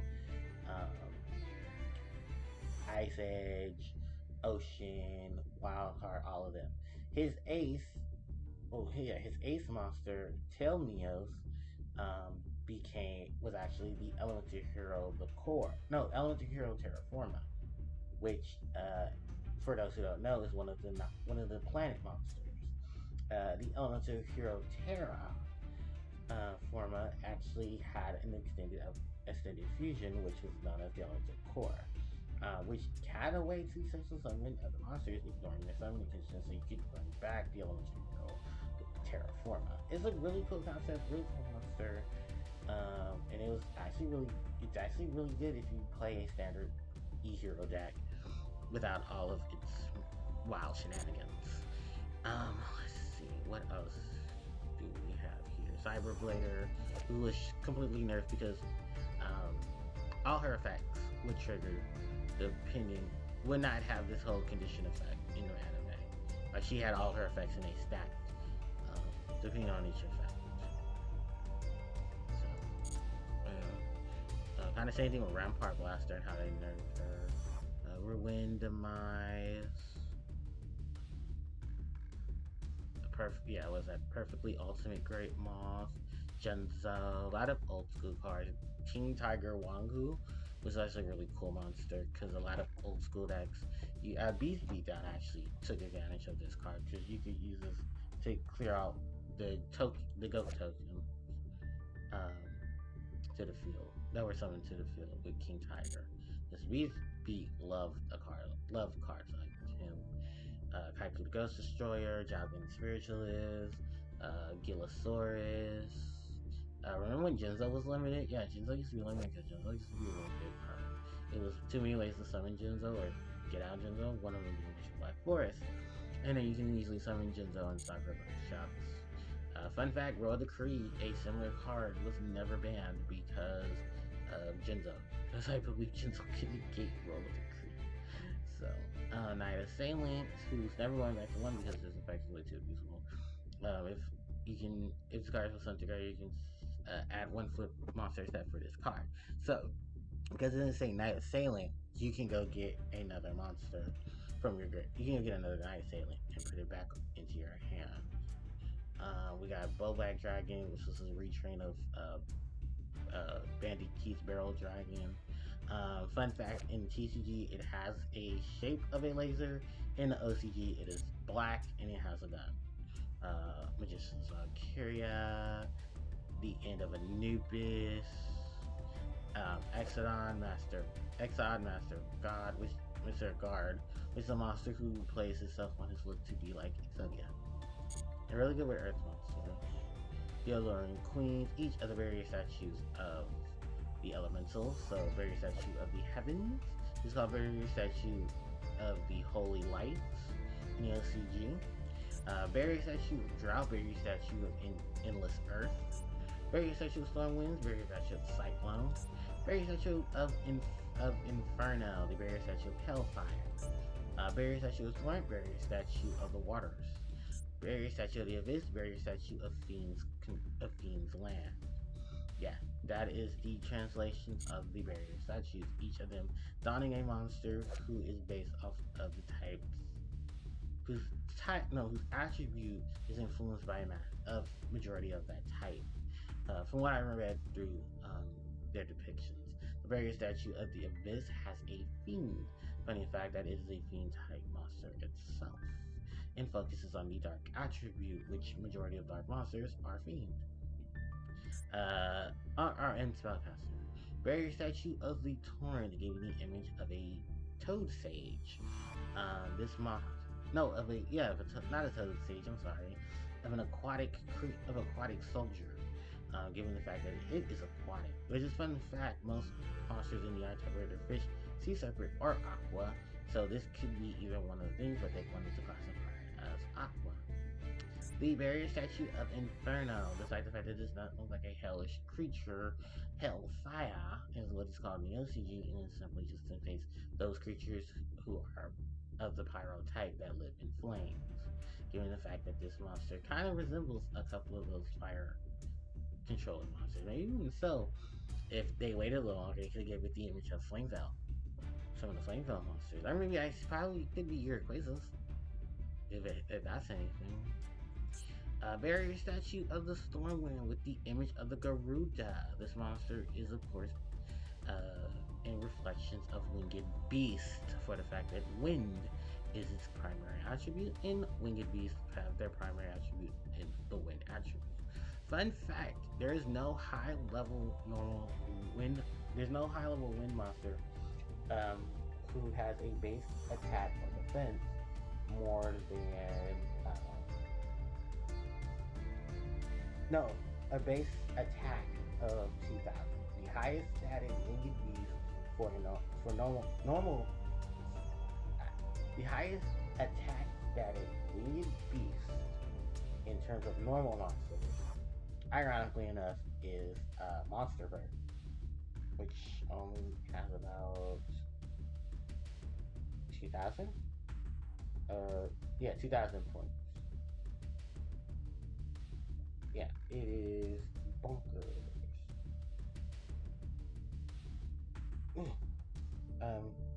Try to get into my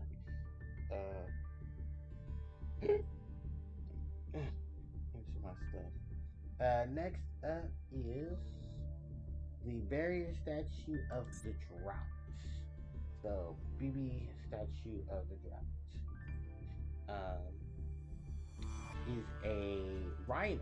But fun fact, it's actually taking the place of a statue that is made of rock. So, yeah, really cool about that thing, isn't it? Continuing on from that, the barrier statue of the heavens, barrier statue of the Holy Land. Hold on, I'm not even going to do that. I want to actually look up the monsters. So it's the barrier statue. Yeah, because I actually did a video on this. I should remember their names. I think I also had to tear apart each monster separately. So yeah, what are their names in the LCG? They're just called barrier statue. Okay. So yeah, barrier statue. I'm gonna look at each one individually because they have individual names.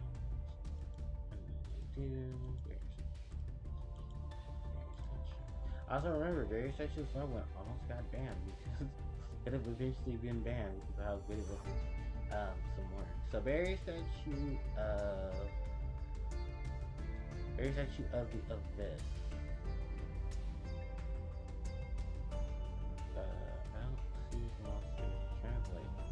I believe it didn't really have one that's called Barrier Statue of the okay. The next one I believe is the Barrier Statue of Water. No, Barrier Statue of Earth.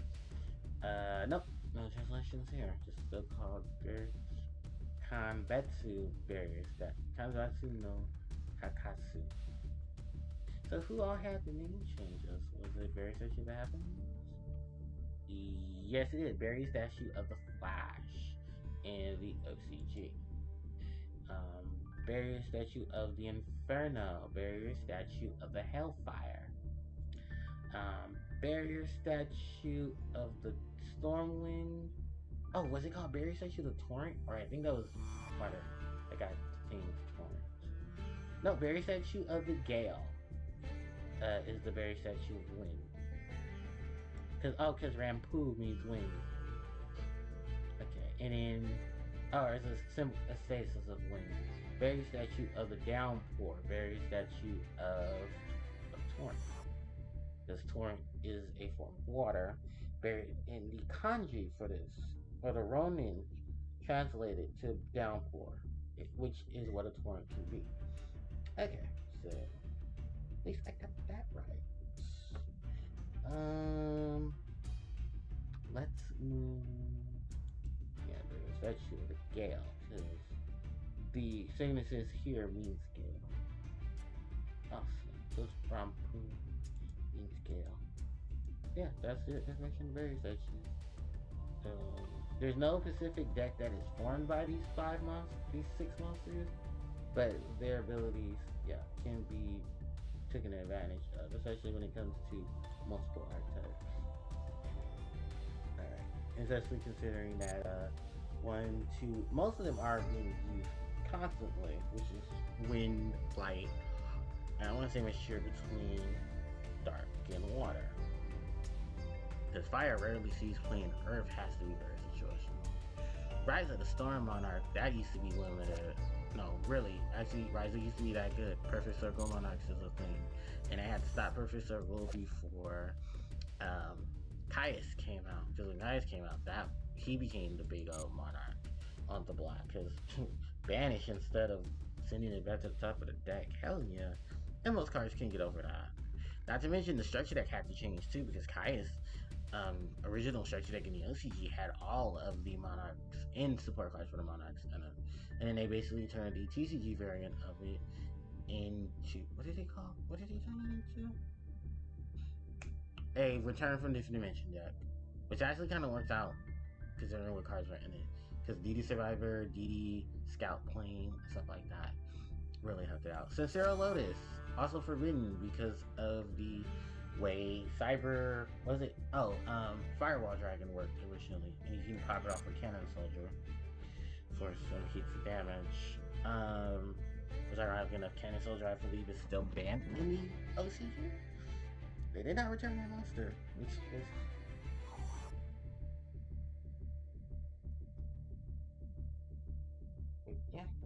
very hilarious.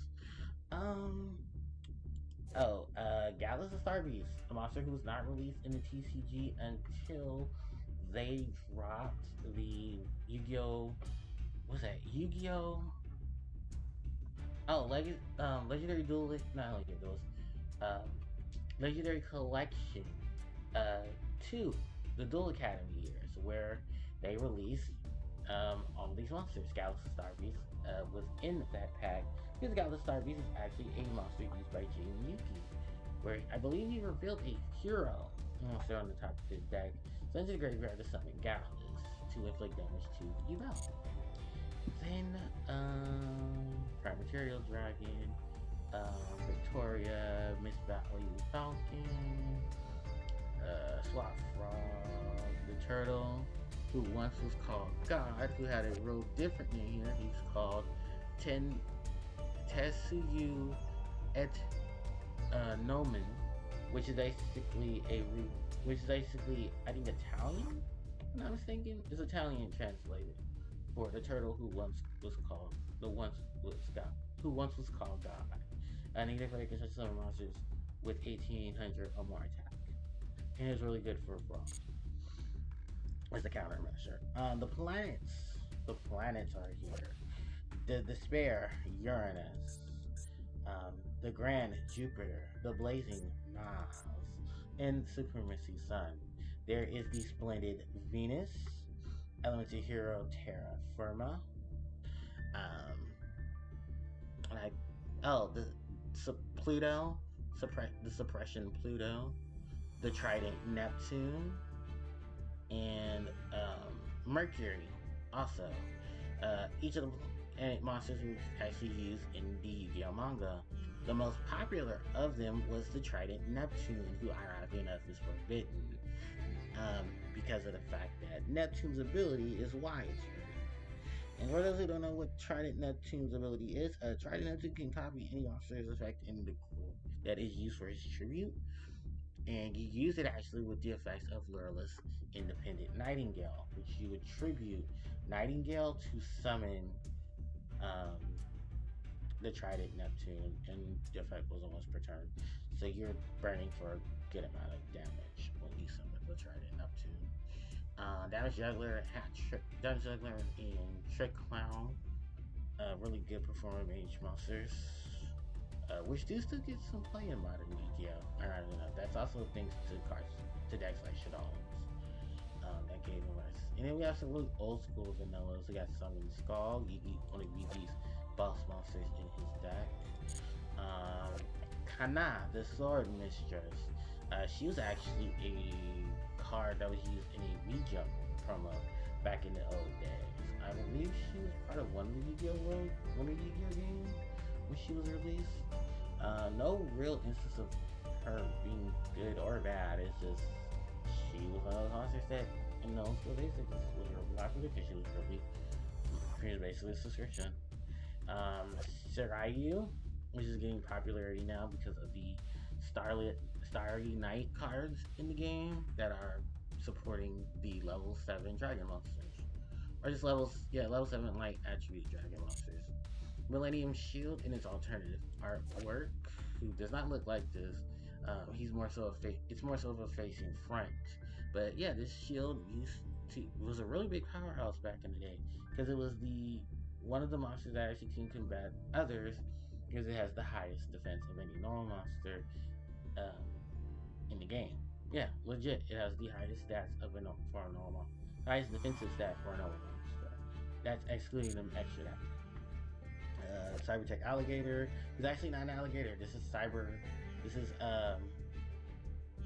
Wyvern in the OCG. It's OCG negative. And it's one of what's it?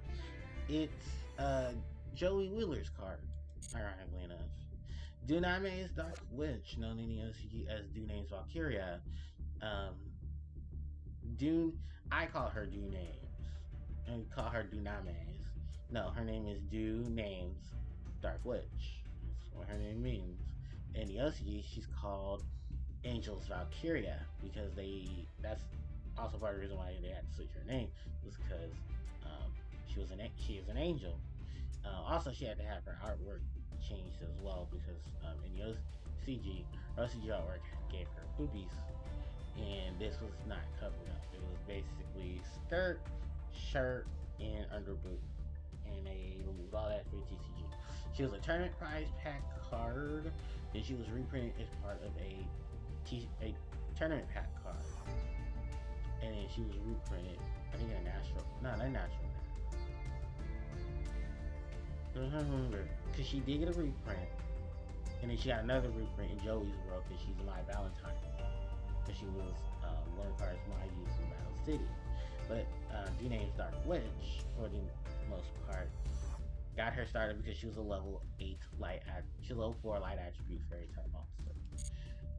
Gemini Elf, who was superior to her by 100 points, gave us the term for the monsters known as the 1900 beat stick, where any deck who had one was taking advantage of it for being a 1900 attacker if you need to swing at your opponent and get rid of some of their low level monsters. Swords of Revealing Light, Ring of Magnetism, which was comboed with the Millennium Shield when they made the anime debut, Share the Pain, Super Rejuvenation, which in the TCG did get its artwork, where that is not blue skin or blue fragments of Cave Dragon's body. It's basically his flesh rejuvenating from battle. Castle Coliseum, which is banned in TCG because of ways to abuse it. Symbols of Heritage.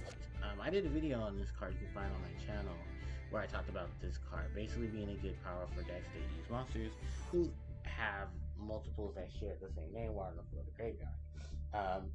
One particular, of course, is Harpies. The other one in particular, Cyber Dragon.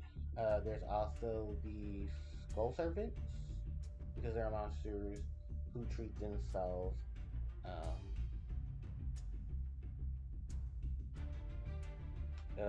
treat themselves as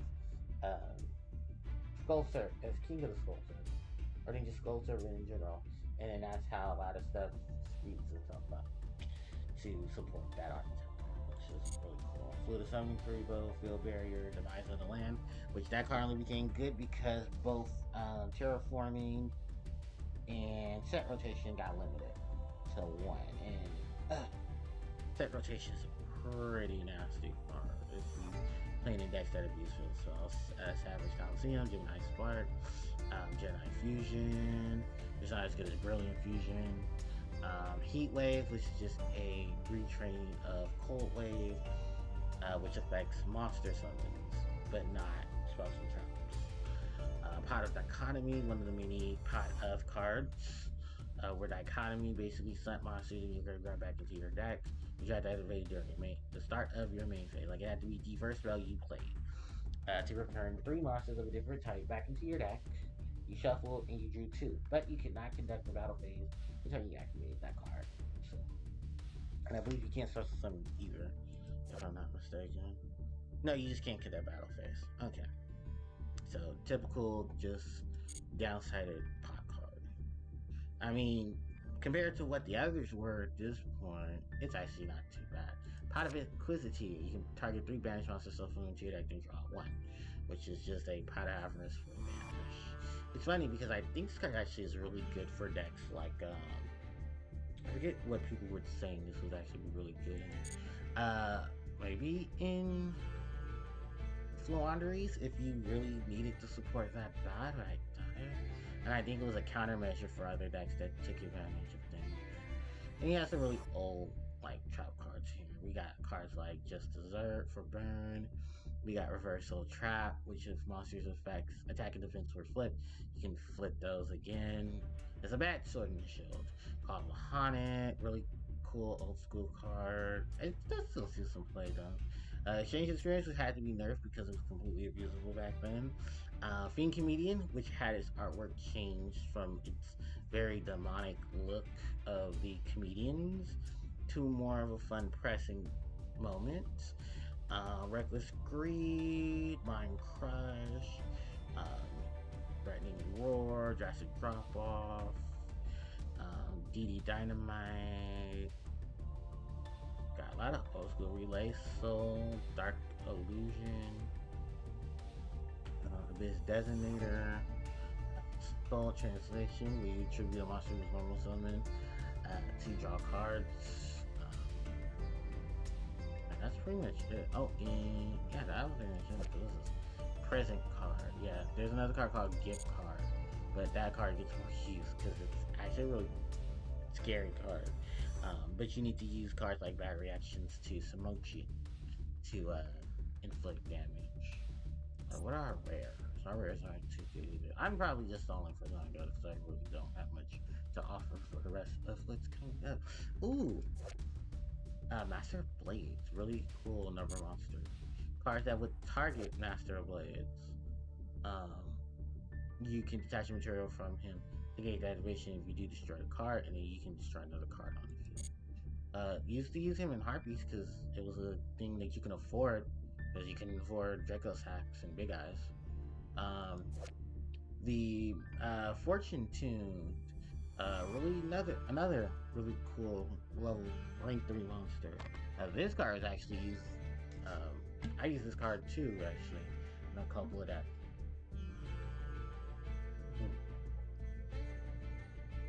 because it can be targeted by card effects. If it was to destroy a battle card effect, you can detach your materials from it instead.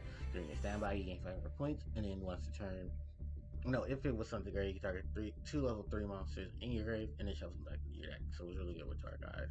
And you can also shuffle that card back into the deck, so it basically returns itself for free. A lot of other cards here. Gin Buster, was pretty meh. Utopia Root, pretty meh. Embodiment of Crime and Punishment, which I think one of them was called Sin, and the other was called Punishment, and the TCG had terms because, fun fact, there is a video game series known as Persona that has games called Sin and Punishment. So you gotta see where that's going. Rhapsody and Berserk was a really good card to equip. Diamond Crab King was actually a Shonen Jump card that was used to help deal with, what was it? To help you go up against cliff or towers. Because it would change its attack to 3k through an effect. It would change itself to defensive position, and you only control one Diamond Crab King at a time. So, yeah, it was a big answer to really big, heavy monsters in the old school days. So, the Nitro card, Psychic Monsters, Psychic Life Chancer, what is that, Magical Android, a lot of old school fusions as well. The synchro list for here is very short too. But yeah, we got Flame Swordsman, Dowson's Dragon, Flame Ghost. Most of these monsters are instant fusion targets, if that's any consolation, so I can save you that problem. If they're not instant fusion, there was that retort fusion, which is some fusion monsters with no effects. So yeah, tons of those. Repro the Nightmare, Ryu Senshi, Dark Vulture, the Terrible. These are monsters that we use in conjunction with the card known as Metamorphosis. So you tribute some of your bigger monsters to help you fill up your graveyard, and you could be able to summon BLS with monsters that can support BLS. Ritual monsters are not really good. Just gonna say that now. And there are only a handful of really good fusion of ritual monsters. Not any of the old school ones. I'm just gonna say that now. Like, unless they had effects attached to their own effects. 95% of the effect monsters before, excluding Cyber Angel, because that came out after 2009. So most of the ritual monsters in 2000, well, before 2009, were either cards like BLS and BLS. No, not yet. 90% of the monsters that were ritual monsters back in the day before 2009 were very situational. Had really no consistency to any effects. Like, they were just there to be beat sticks.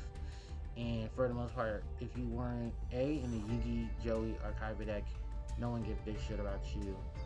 And if the rare occasion that you had an effect, you're probably either a decent enough monster to do something, or you were there because you were part of the main line.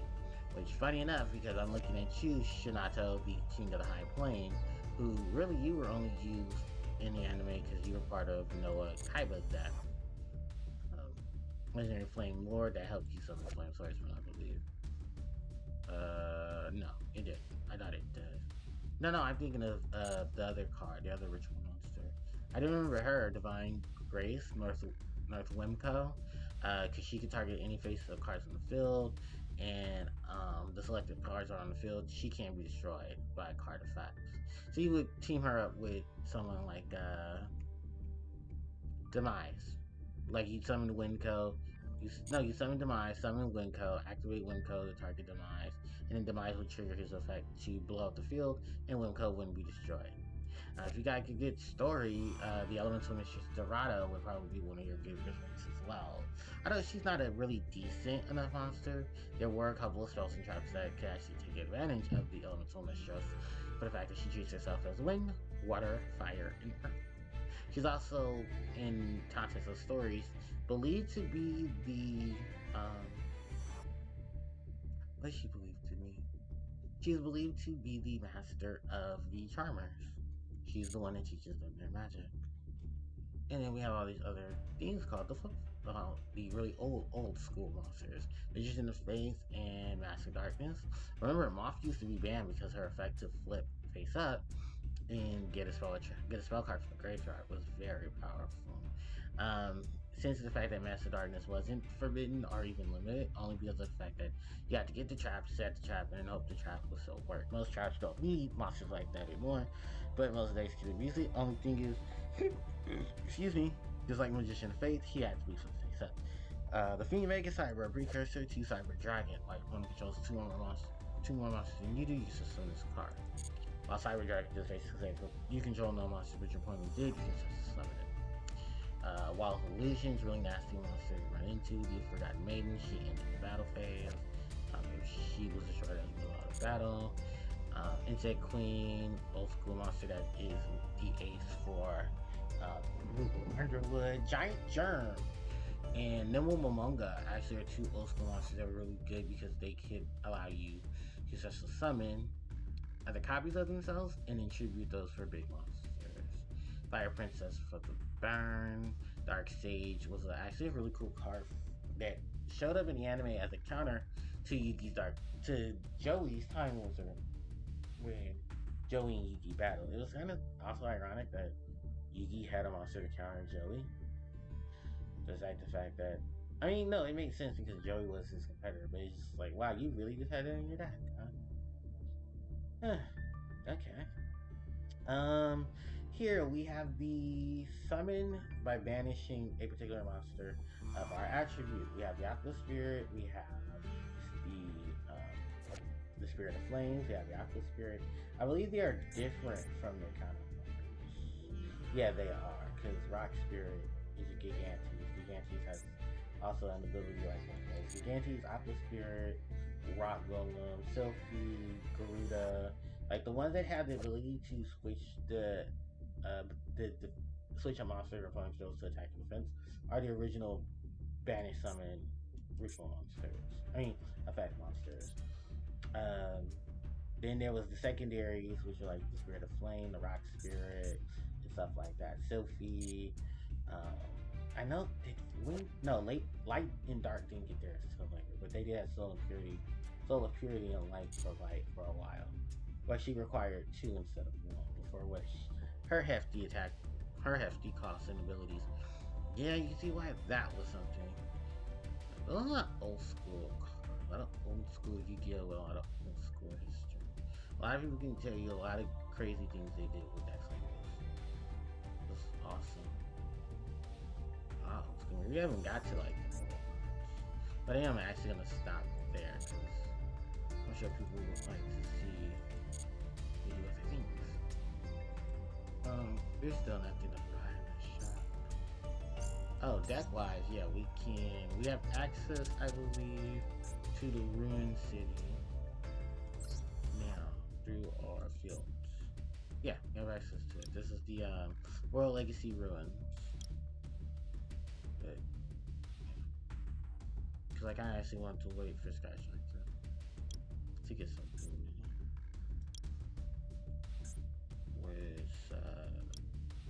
I actually wanted Data Matrix, but Data Matrix doesn't have fields. Ain't that something? That would be really cool too, but I don't know. They might add it on later update. Give us the back matrix. So that'd be real cool with cards like Cybers. Since Cybers are all about the net.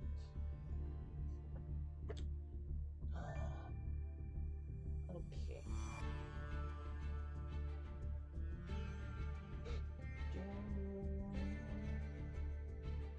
I think I got 4. Fuck me.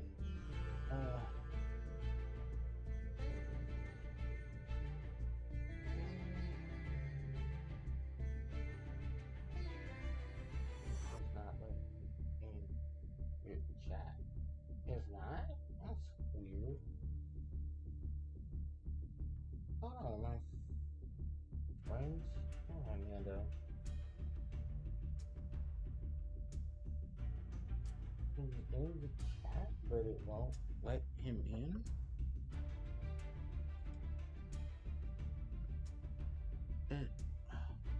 How long ago was this?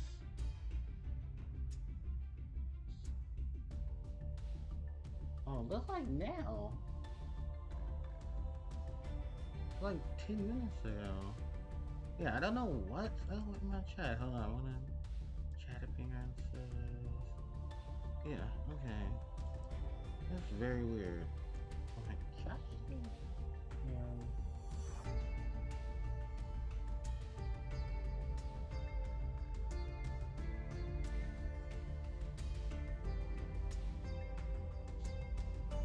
Oh, okay. My friend was trying to watch the stream, or I think join in the chat, but I'm having issues with my chat. I have no idea.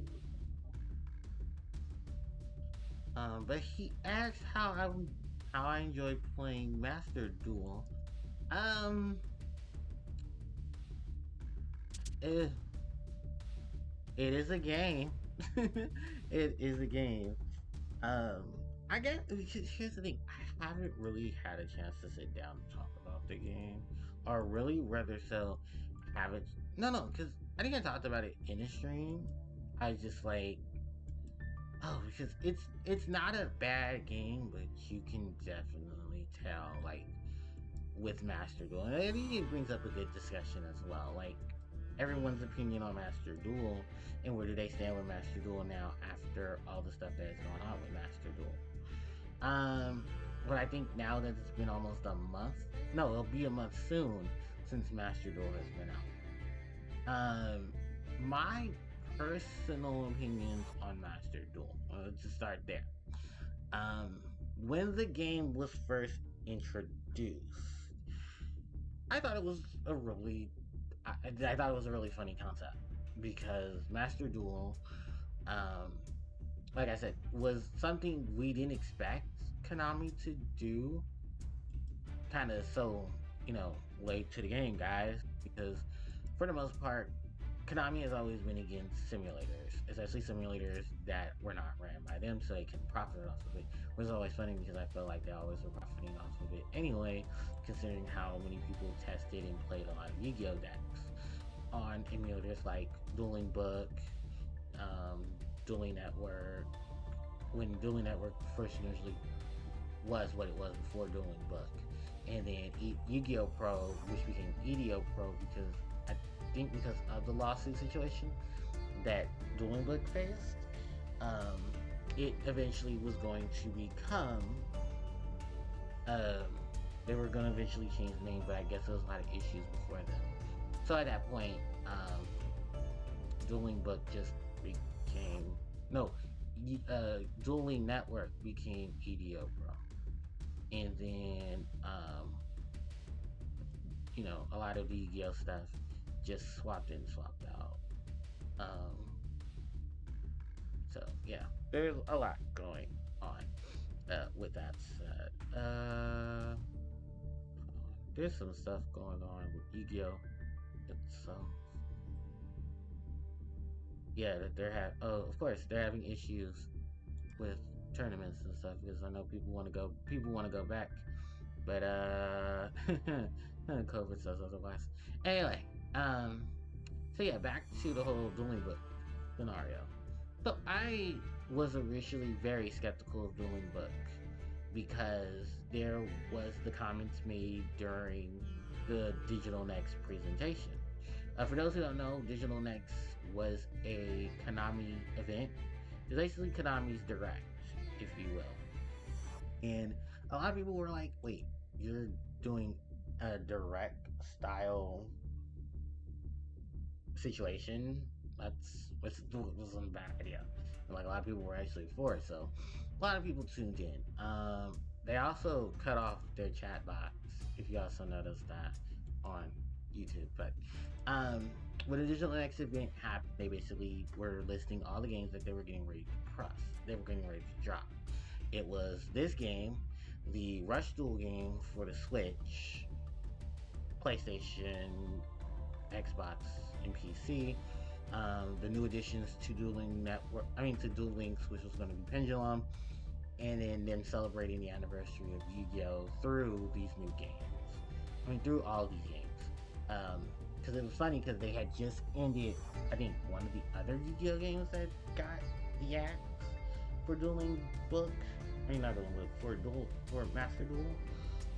Simply because they didn't really have a concept that we're trying to go for with this. Which, to be fair, I think it was a cop out because even so, people are still using EDO Pro and stuff because it is a gotcha. This game is a gotcha, and when I say by gotcha, I mean you have to legitimately pay for gems, and you have to stack up gems just to get cards that you're not gonna be guaranteed. It's basically playing the physical card game online. That's literally what it is. Except with EDO Pro and Dueling Book, you just have to wait for the servers to add the cards. There aren't every card in the EDO game is not in this game. Like there are a ton of cards missing. There's supposed to be an update pretty soon that's going to add more cards. Because they did say at a certain point they were going to add a ton of cards. Here's the thing: a lot of those cards are not going to be added fully because I'm just going through this. For this, you got to do rank, and I have not played rank in a long time. I should though, so at least get the construct thing that I want for this. So anyway, let's look at this. So yeah, when Dueling Book, when they talked about Master Duel, I was like, so you're just making a simulator. You're kind of late to the party. And I didn't like anything else that they said throughout the presentation when it came to it, when the big guy talked. Because he was basically like, I'm only making Dueling Book. No, I'm only making Master Duel because I want it for competitive players. I have no interest in giving support to casuals. That was his words, not mine. You can find the clips through the video on his on the website. Here's the thing: you made this for competitive players. You made this for the concept of competitive play. Yet it doesn't help many duelists test out the decks that we already have. Its ban list is more so the combination of TCG and OCG. Most of, if not half of the strategies in the game are very old school. No, are very modern Yu-Gi-Oh! So they don't even allow who your general audience of buying this game was to basically jump with. Let's be real. Most of the competitive players that play Yu-Gi-Oh! Are not playing this right now. They're playing EDO Pro and they're playing Dueling Book to test decks, not Master Duel. Which, if that was the case, yeah, kind of, open mouth insert foot. The game structure itself, you didn't know they really were trying to push this game to a launch, and I don't think it was even really finished when they launched it last month. I think there were still things that needed to be added to it, which is why I think it had a day one update. So that means there were bugs in the game before when the maintenance was dropped. Because everyone got that notification. Oh, the game is on. The game is up. The game is up. It's on all consoles and PC. But you have to wait till the next day to actually legit play the game. So get into the game, and it's like, yeah, you do actually need currency because the gems, even though they say, oh no, it's free to play, it's kind of still not, because you need to generate ways to get gems. And even through the story mode, you don't get many gems. You get like 200. You still have to open packs in the store to open more packs to get special packs that only last for a day, which means you have to generate more cards. And here's the thing: the way to generate cards is going into the deck, going into the menu to make the deck, finding the cards that you need, and then generating the cards that you need. If you don't have the cards you need, you take cards that you don't want, and you dismantle them to generate the gems to help you build those other cards. Hopefully you have enough gems, because the highest amount of gems that you can use for any card in particular, one card in particular, is 30. And remember, some cards are ultra, some cards are super, and you don't generate a lot of those unless you're playing like the dual pass and you're getting rewards from the dueling people online, which that can be very skeptical because now, as of Thursday, they discovered that people are using devices to cheat. Guys, welcome to the age of modern technology, because people do not want to sit through the game and legitimately try to get a whole bunch of stuff and with very little payout. Like, no, legit. That's the reason why a lot of people do use cheating devices to get around things. I know there are some games who have fail safes for that, but yeah, like you're now just like, oh, they're using it to cheat. Like, you didn't see this coming? Come on now. Like, in my overall like synopsis of the game itself, and honestly, if you want me to, if I were to rate this game, I would honestly just give it a 5 because it's still at its core its intended purpose of being a Geekio game, but it catered to an audience that doesn't need to be catered to necessarily when they have those options to play those games, to play the game the way they do. And also, not to mention, right now it's just feeding its fat. It's here, everyone's playing it, and then eventually everyone is just gonna dump it. Not because let's be real, most people didn't dump Among Us. Just a lot of the big streamers use it as a way to connect with their subs. You can't really connect with your subs playing Yu-Gi-Oh! Unless like your subs are Yu-Gi-Oh! Players. And even then, I think most of the big Yu-Gi-Oh! YouTubers or Yu-Gi-Oh! Streamers have other ways of streaming. Because I think it's a rare occasion of Slim match. Because I remember Slim said he doesn't really focus too much on the game. Like, he just built Night Night. Just to say he built Night Night. And I think that's for the most part what a lot of us have done too. Is just we just build decks because we're building decks because we like fun. We like Yu-Gi-Oh. So yeah, it's like I said, it's a game that I wish had more to it, but I wish it was just it's a middleman. There, it's a middleman if you ask me. And as much as it tries not to be a middleman, Konami kind of tends to shoot itself in the foot with it. Would I recommend it for beginners or stuff like that? No. No, actually, no, I would, because that's a decent tutorial of how to play the game. But I would basically tell you, if you're just playing this for funsies, which, like, something I'm doing, then you're basically might as well just stick to the story mode. I mean, to the solo mode. Where you can at least still use your deck. Like, this isn't like old school Yu-Gi-Oh! Where you can take, where you can, like, old school Yu-Gi-Oh! Games, like, I'm legit serious, had multiple ways you can play not just your friends, but you can also play NPCs in the game. And they would scale the NPCs as well, through tiers and how good of a rank they were. So it's very funny how we have gotten to the point of Yu-Gi-Oh! Now where this is, like I said, it's not a bad game.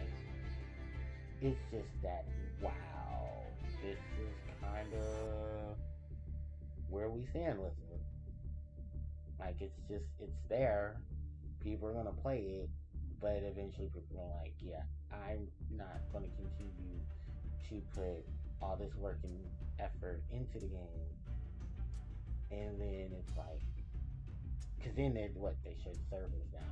So that you can't connect to the game itself to buy stuff. So, it's a very middleman situation. But yeah, my basis for just the game itself, if anything, honestly, like I said, I give it a 5, maybe a 6. So maybe a 5.5.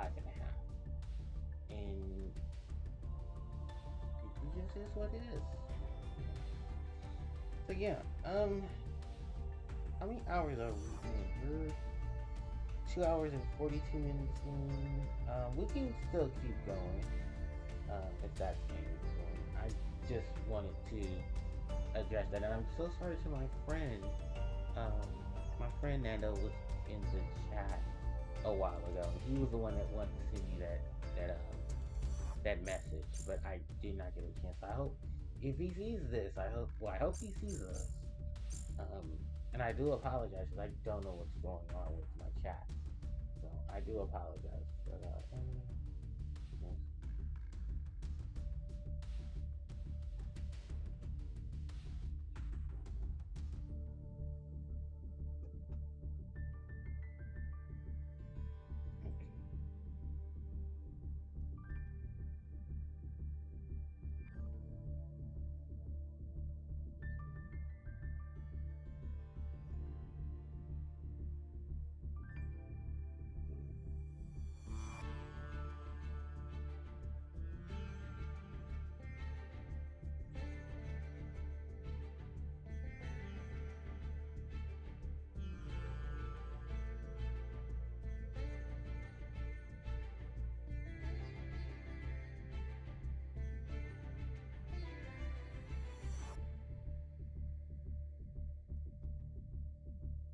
Okay, so yeah, with that, uh, was there anything else that I wanted to talk about before we go back into solo mode? Nope.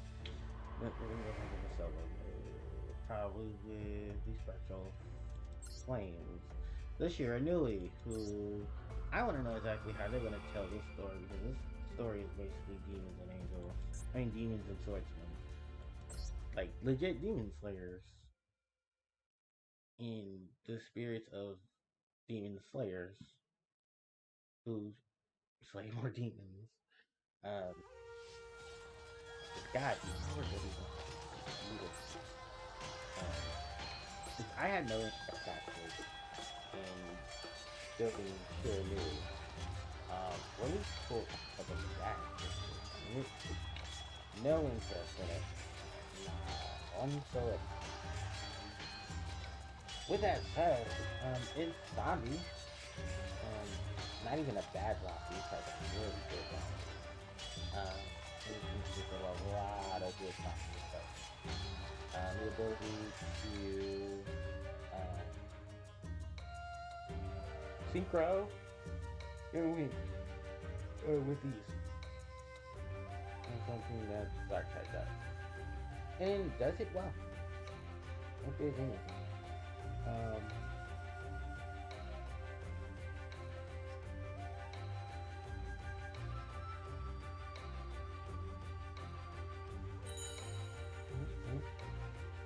It has some very beautiful artwork too. Yeah, that's about it, because I have no really for some of the confidence.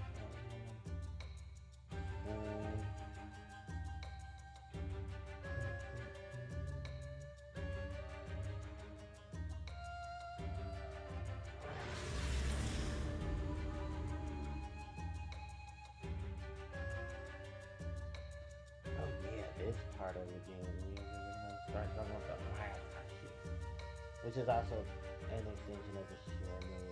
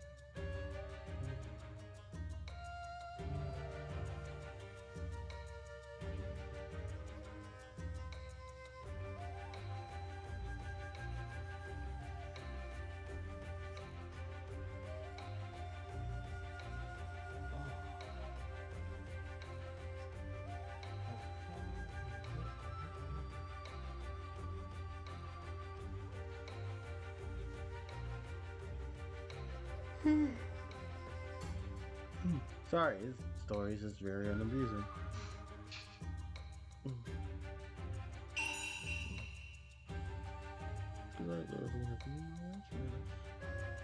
And these guys, I really don't have no interest in them.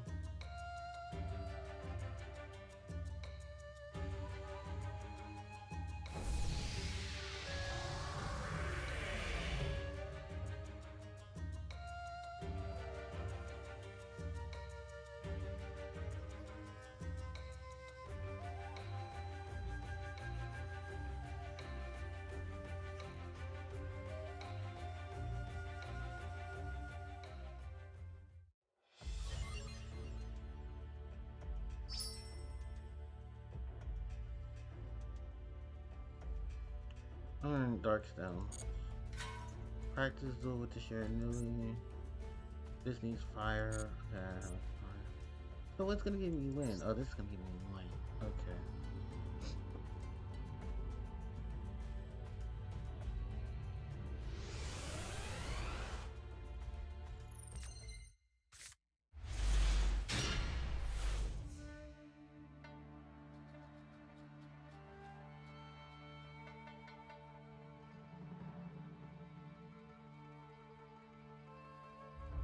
I was supposed to be paying attention.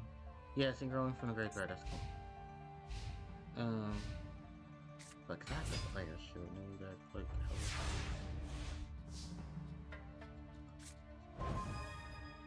alright, what do you want me to do?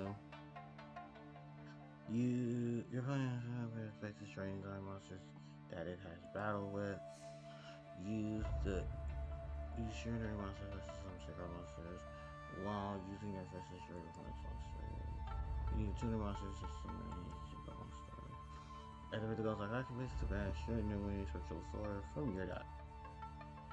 Alright. So gold type. Shooting spectral sword. Which is this guy. Okay, next up. Activate Shiranui style synthesis. I believe what that says or something. Oh, it's that field cell. Using Shiranui's effect, just return the banished spectral sword to the graveyard. Okay.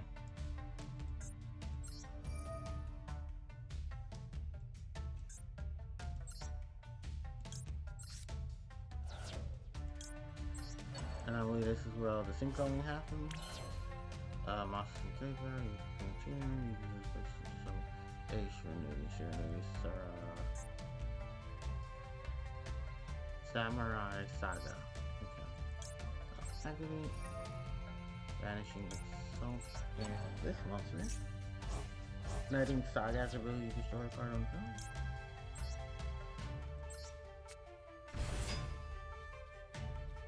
film. Coffee the credit fuel.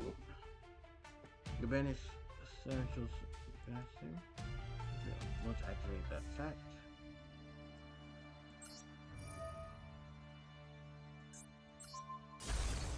And we can attack for game. So okay, heal. Right.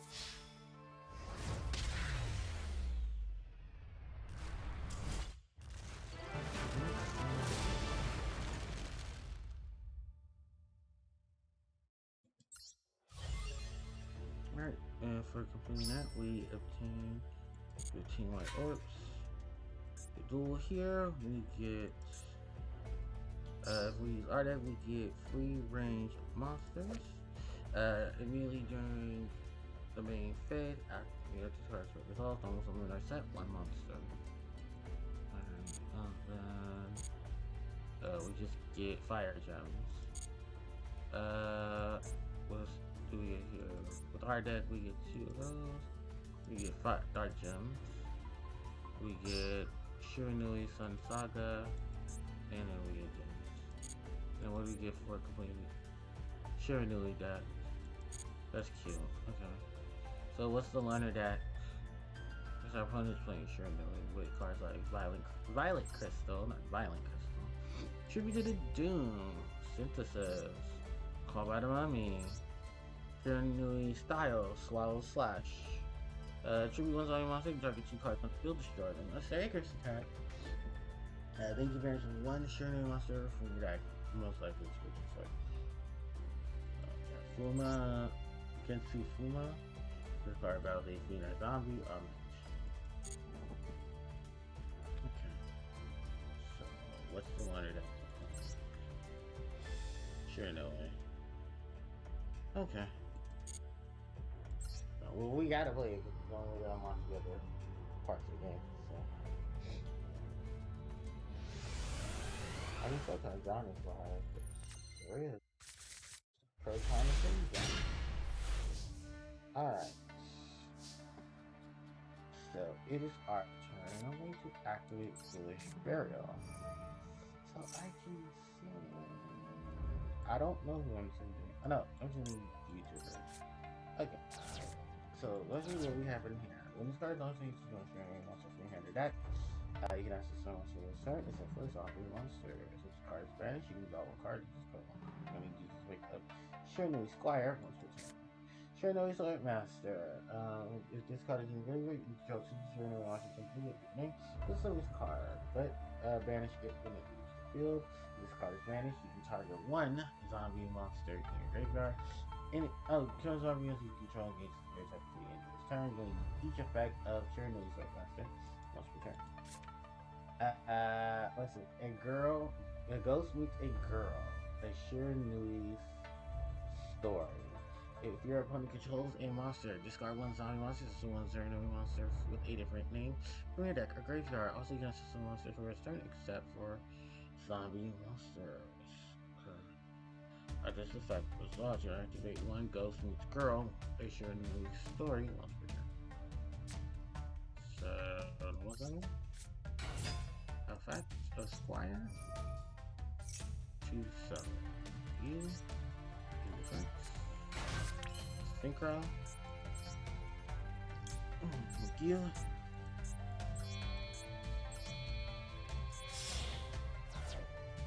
Choose attack mode. Set this. And then right.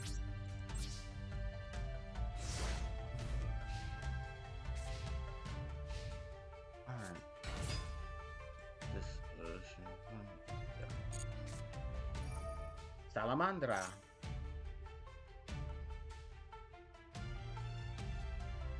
Equipped to a fire monster, it gives it 700 more attack.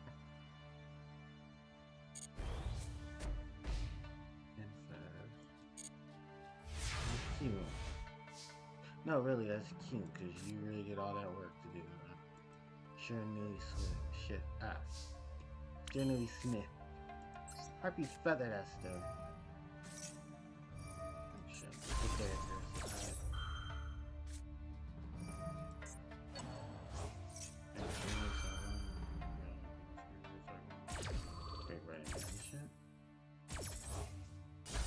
Oh, of course, there's the really good card.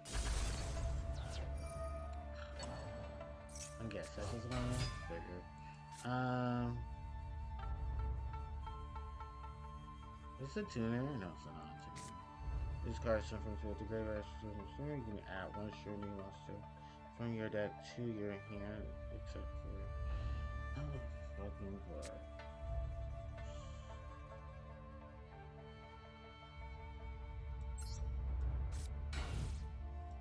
Gotta play defensive, cause yeah, defensive.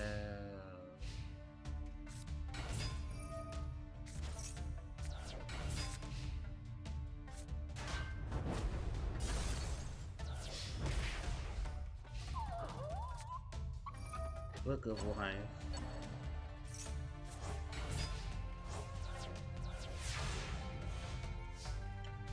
Not helping you.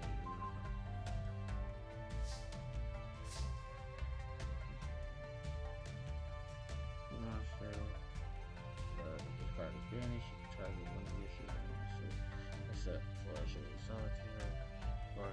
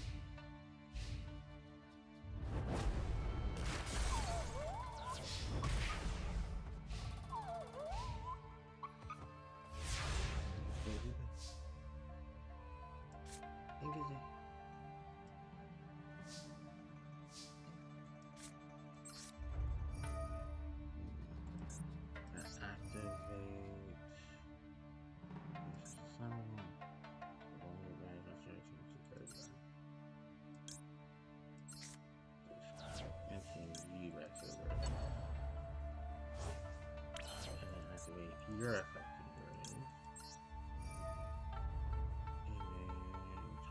Target. I have an 8 in the action? I guess so. Yeah, I do. Oh. Shogun Saga.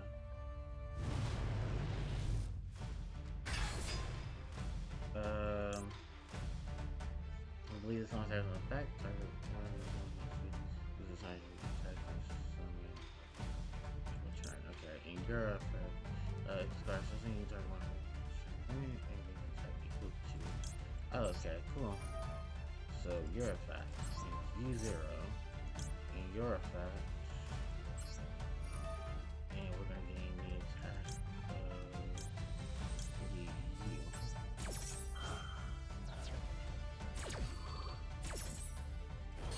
So now you're 4,500. And you're fast pace. Sorry, energy drive. Or did this by one? Oh, ironic. But I can't use it multiple times.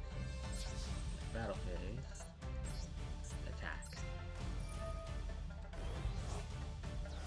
And that helps you with nothing. Oh, your effect. Wow, that was pretty fucked up. Once I know once a turn I can send one of my banners once you like graveyard, so two.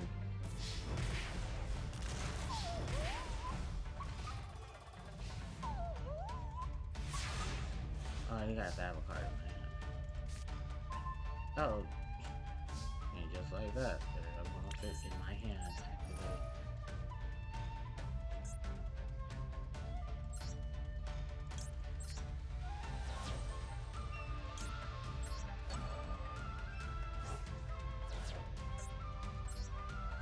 Oh yeah, because there's two of you in the graveyard.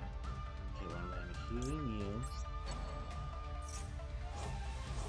Two summoning you. And attack mode.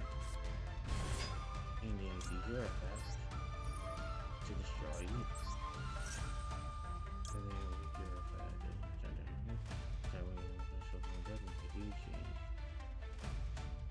You do change too because all your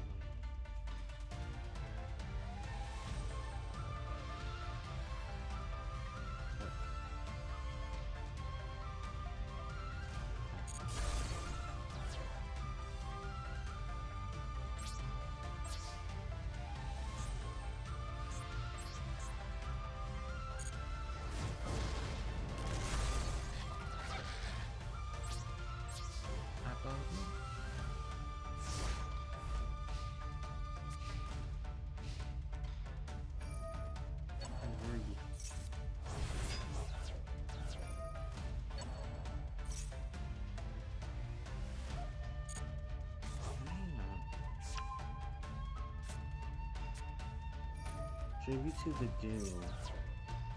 Now we have to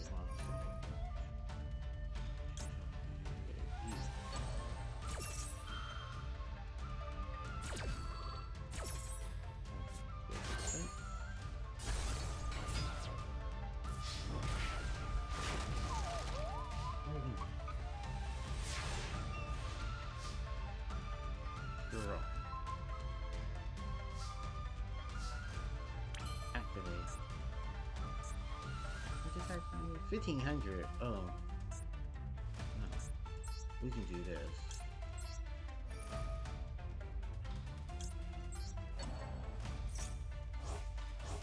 That's not what I do.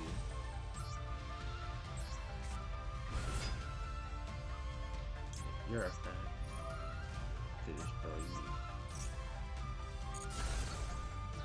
Almost over. What is your effect? Someone showed me something. Oh, cool.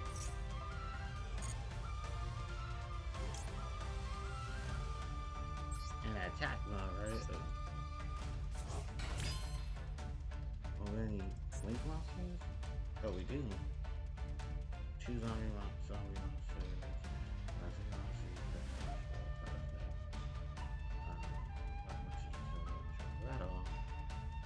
Oh, awesome.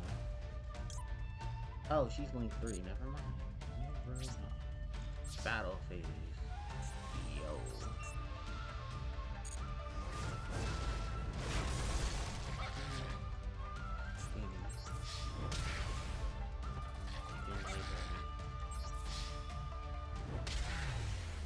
So clearly, no, you don't.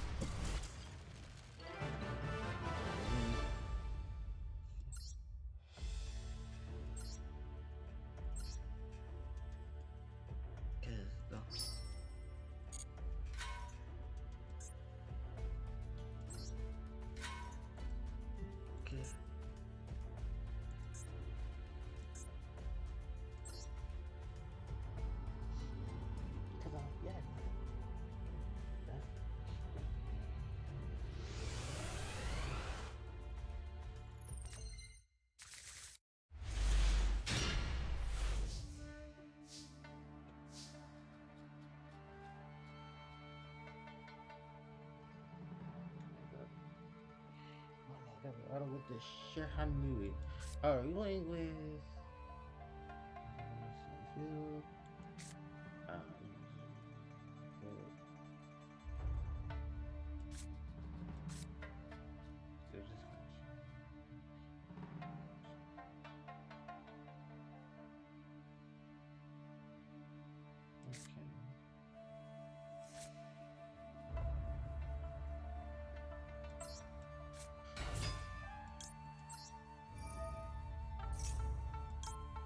Well, there's this connection. What is this?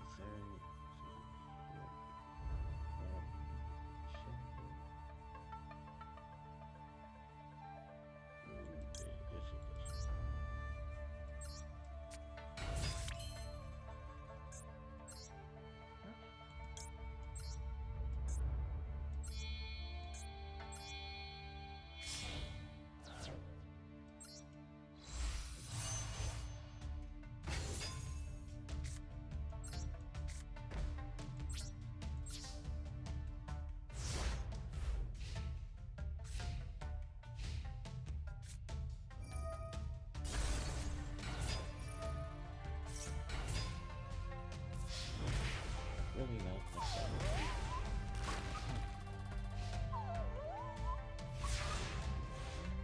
Correct.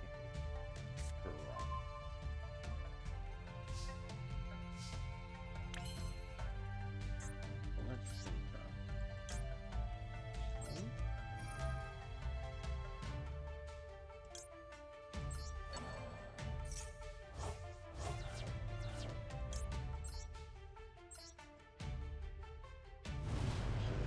Shogun.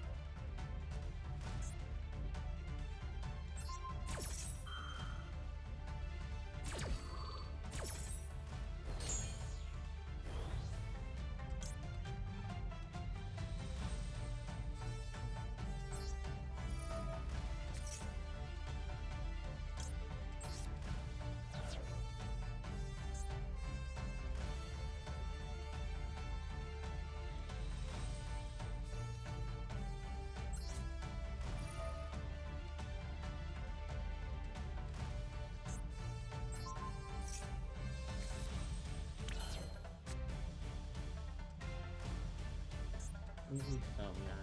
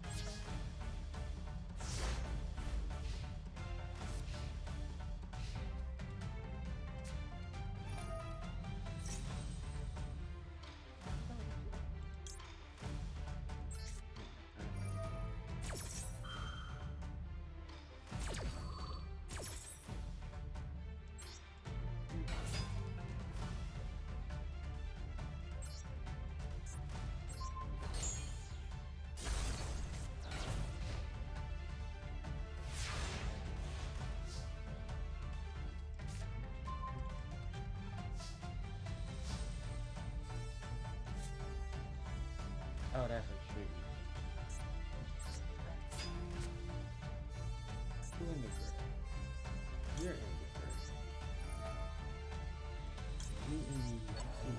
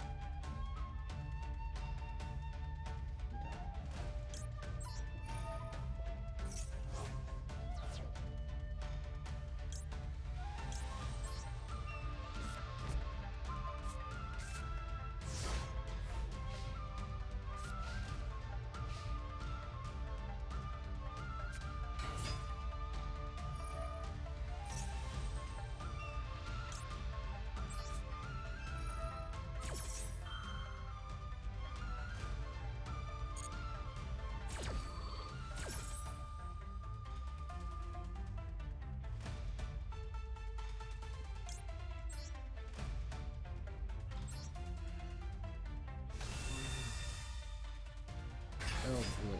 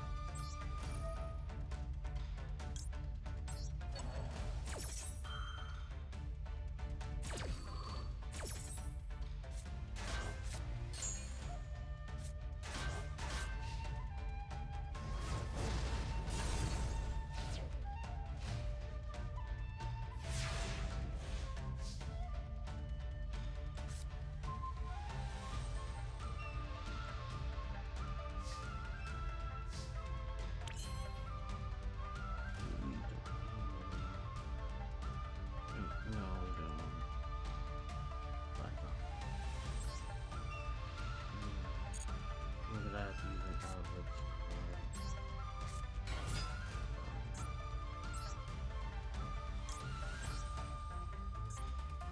We're gonna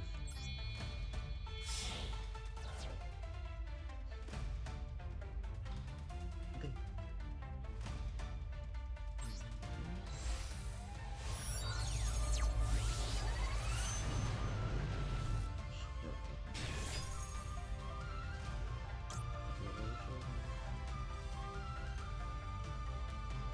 Stop.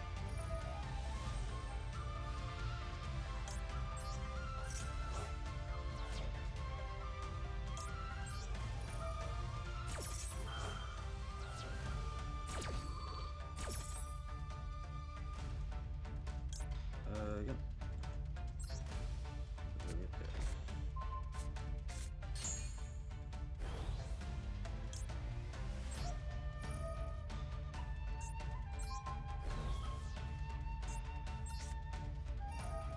30.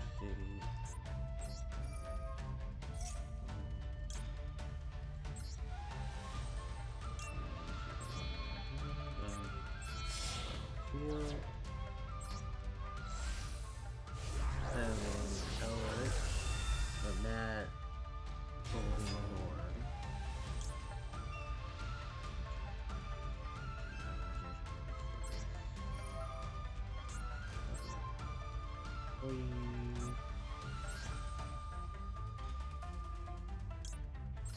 Also, fixes a to set conquistadors of the Golden Land.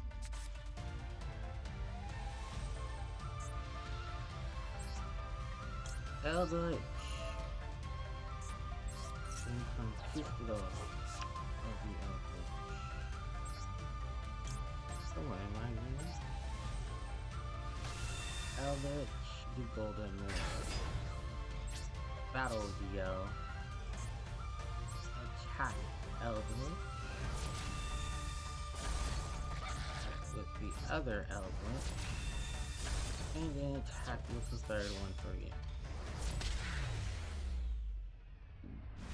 Oof.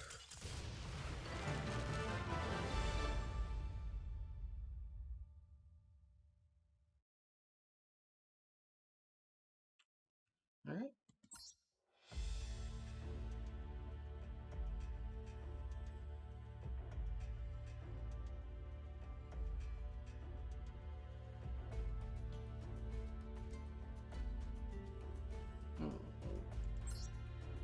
And that's basically it for 3.5 Shiramune Shogun. So I'm just gonna go ahead and get the last of the gems. Go there.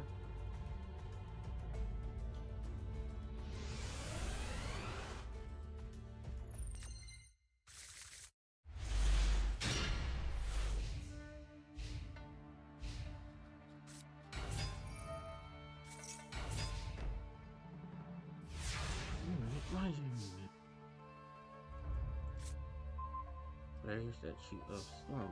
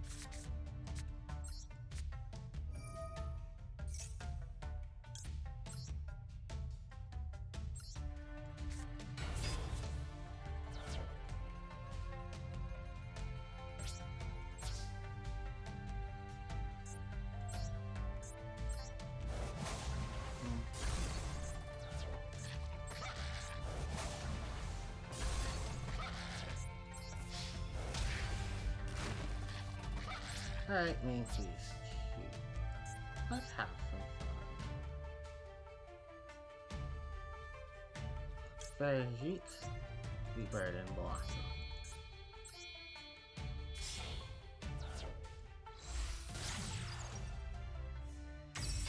And just cause she has the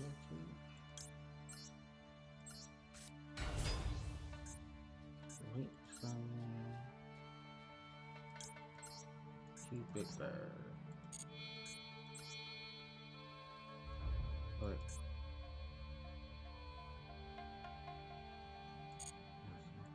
Oh, because it was only reading her as one material. No, she only read as 2. Yes. Wait. So they're gonna lose attack, fine. But, big bird. Jeep.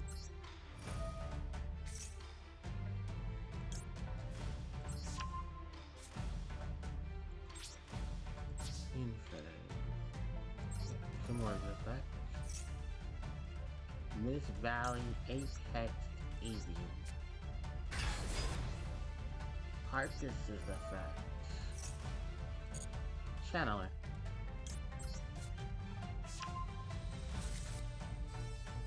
You go.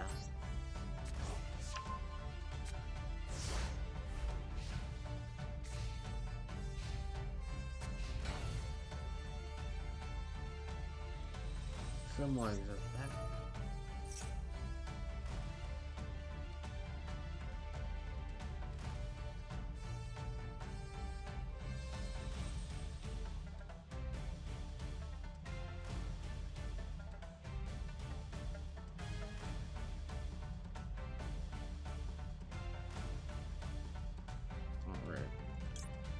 No. We're going to simply go grab Harpie Perfumer.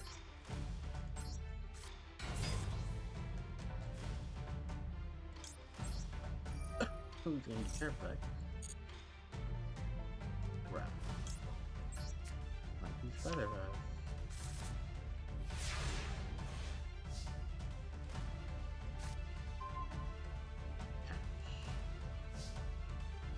Every monster on my board is open to get beat. Draw 2. Harpie. Oh, well, actually. Cyber slash Harpie.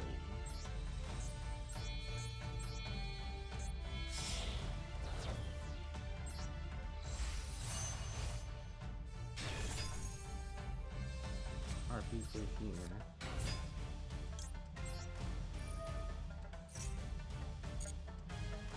Hunting Ground,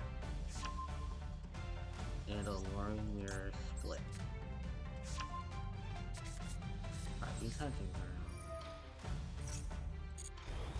The Alluring Mirror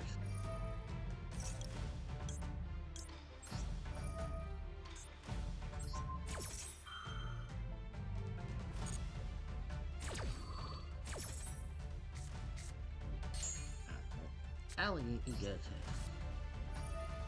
Harpie Lady Sister.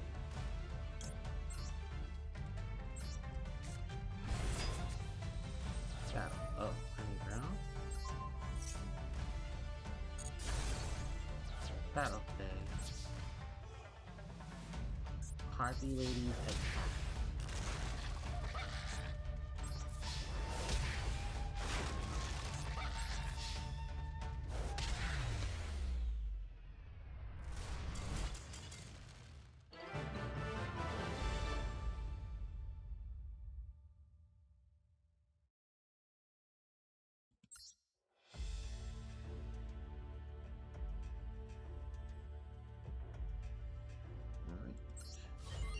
And that was one duel complete, and we received a very random card. Okay, time to go get 2 tickets.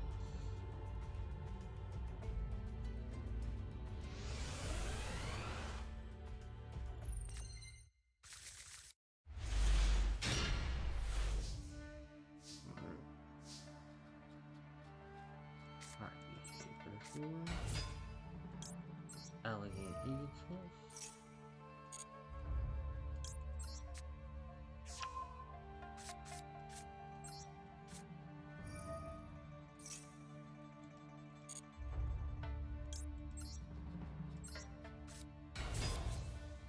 Cyber slash Harpie Lady.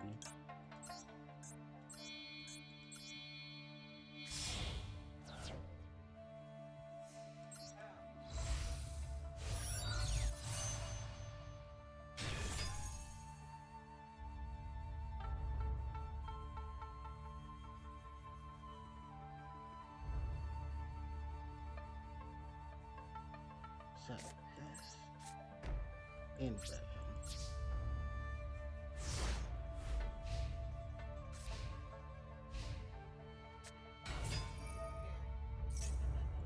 Actually.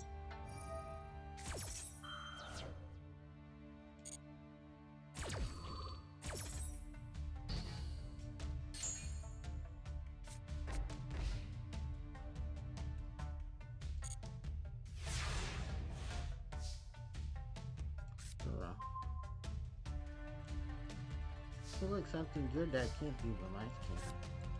That there.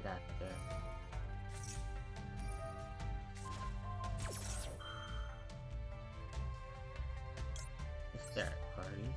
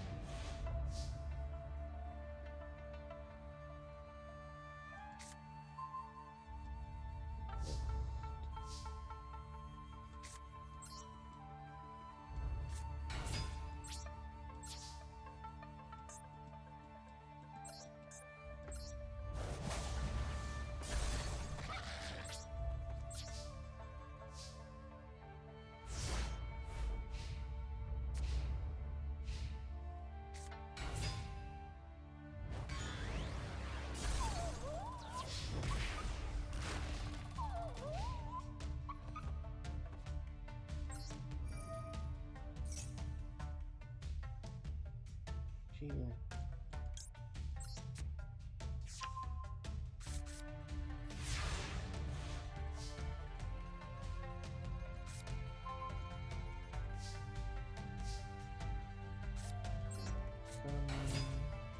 Activate. Ego. That.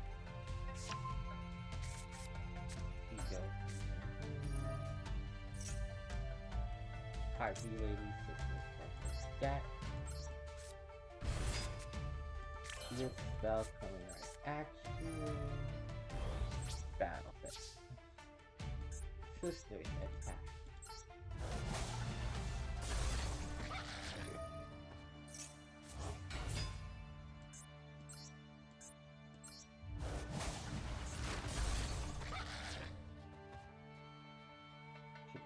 Oh, this is Vendred.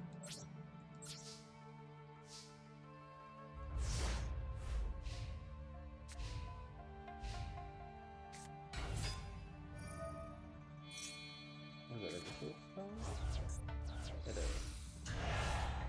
It is Vendred.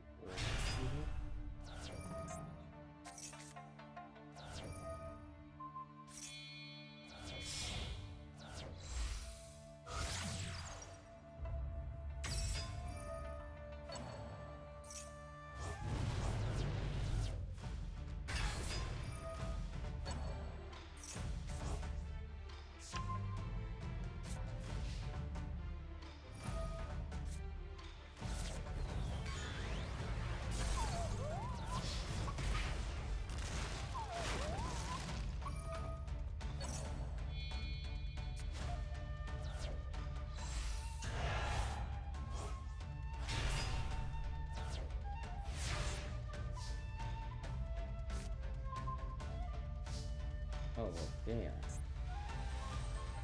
I got outplayed.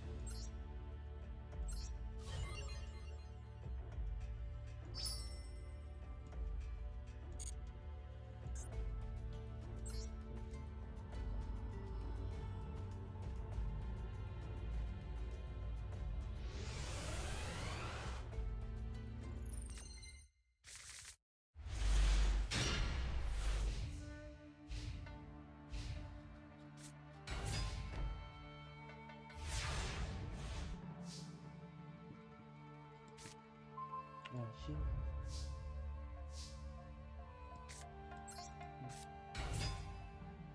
that's.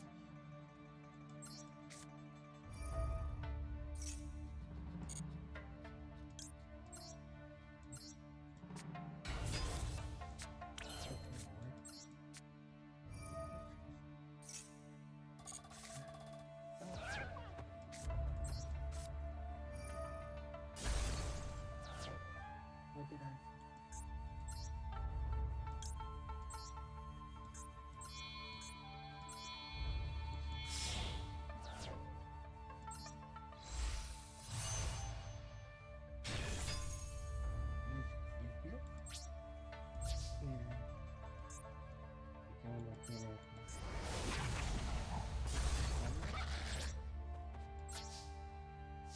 He doesn't it?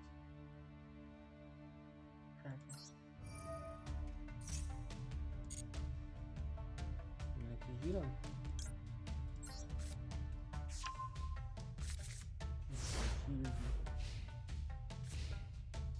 One bomb. Ever. Yeah.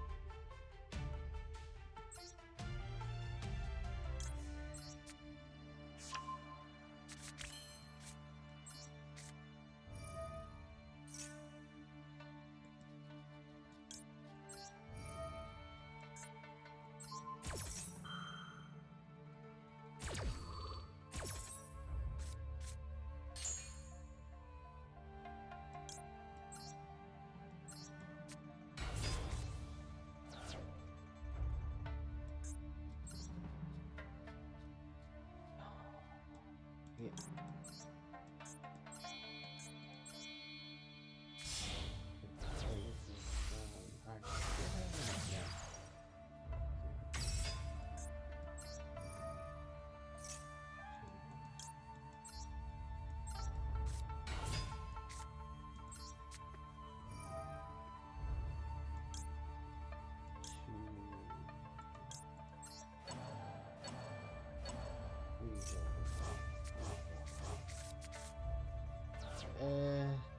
No, wait, actually, everyone's funny.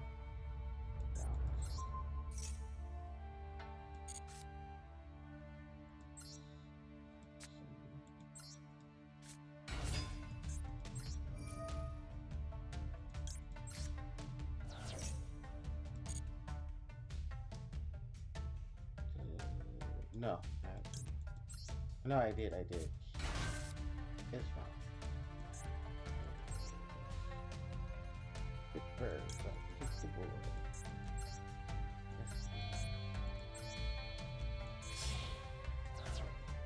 And I think with enough power, this should be. watch it see go down. That.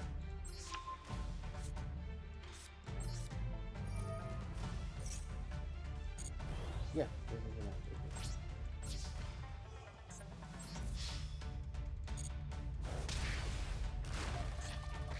Yeah, almost. Let me see that.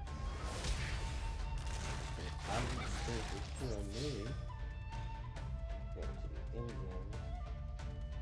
Oh, no.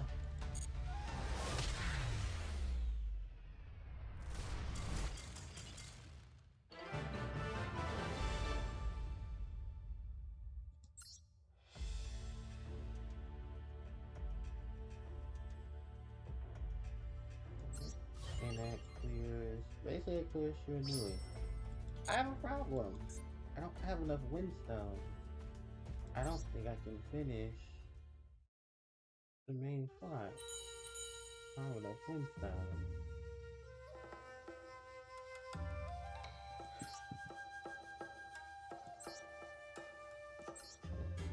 This sucks.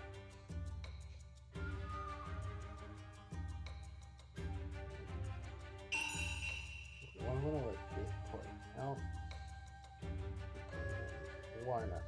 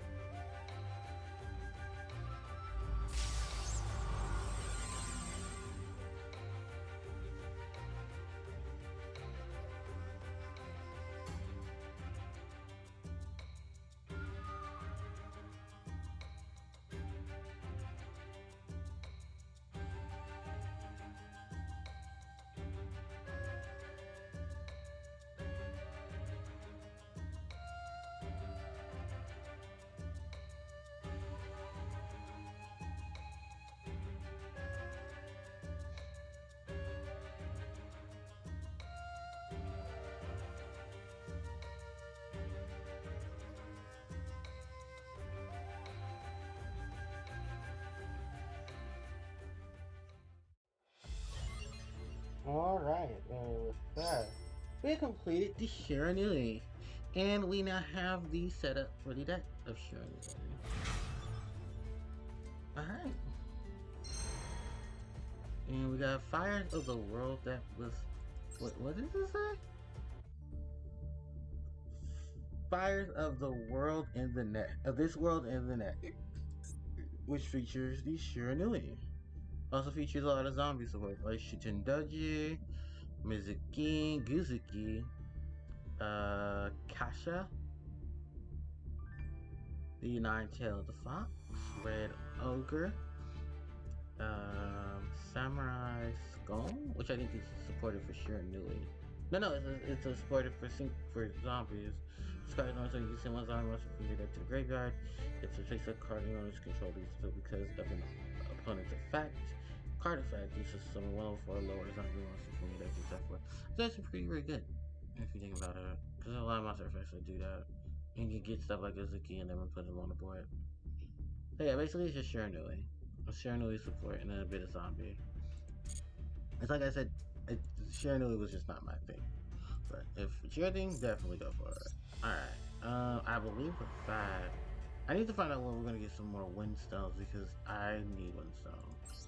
Otherwise, I can't complete this. Do I get windstones for the gold? No, I get gladiator bees. So even if I do, yeah, I don't get any windstones.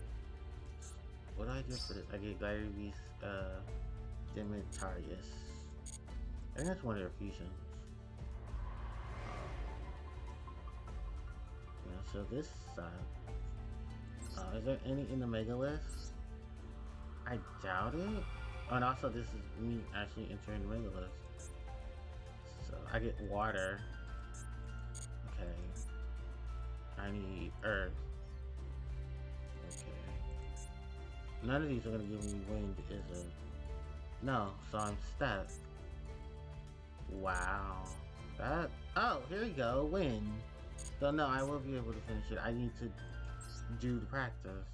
Then I can go back. And I believe with that, that should be all of the areas. That should be all the solo moves. Okay. We are not going through this.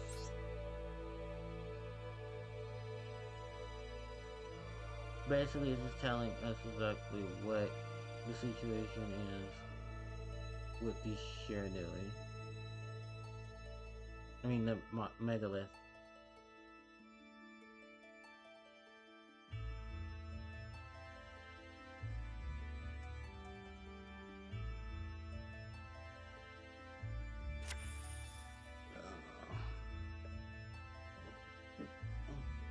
An angel and a demon. So are they lovers? Is this a lover's quarrel? What is a lover's quarrel?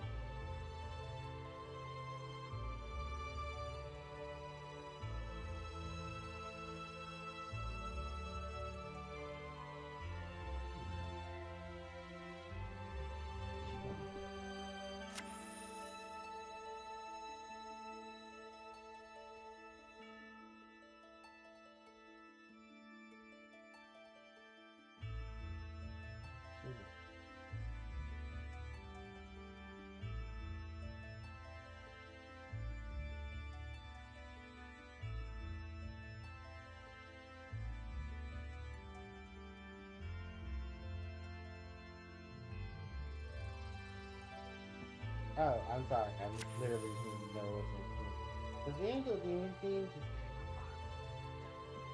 it's actually in ritual monsters. But I mean artworks too. So basically this is the story that's gonna teach us how to ritual summon.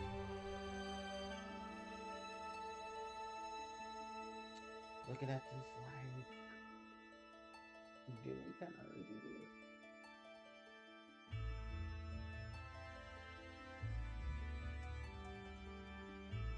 Okay, we kinda do it.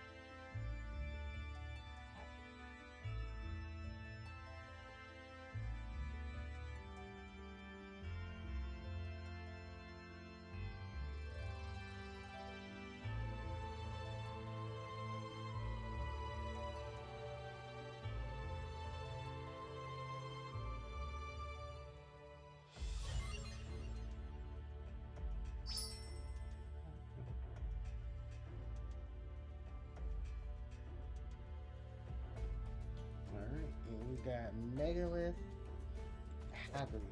You can ritual summon this card with a Megalith card. If this card is ritual summon, you can add one Megalith card trapped from your deck to your hand. During your main phase, you can activate this effect. Ritual summon one ritual monster from your hand. Majority monsters from your hand or field, including this card, on your field, whose levels equal or exceed the level of the ritual monster. You only use this effect of Megalith Hegit once per turn. So I believe what there's various molds of these monsters. It's fine by me. Alright, so let's go into the process to get our windstones. And that will lead us to the last part of solo mode. But I have a weird feeling I don't think solo mode is finished. I think there's probably more solo modes. But I need to get a move on. So yeah, we're gonna try to speed this up. How do Megaliths work? All Megalith monsters are ritual monsters. Although they do not have their own decorated ritual spell, each of the Megalith monsters can be used to ritual summon another Megalith ritual monster, particularly level 8 ritual monsters will perform ritual summons by discarding from the hand to open the range for the player. And their ritual summoning to the field via other card effects, which will gain access to high attack and high defense, and other amazing effects to push you further ahead in the duel. Alright. Oh, it's Harpie. We draw.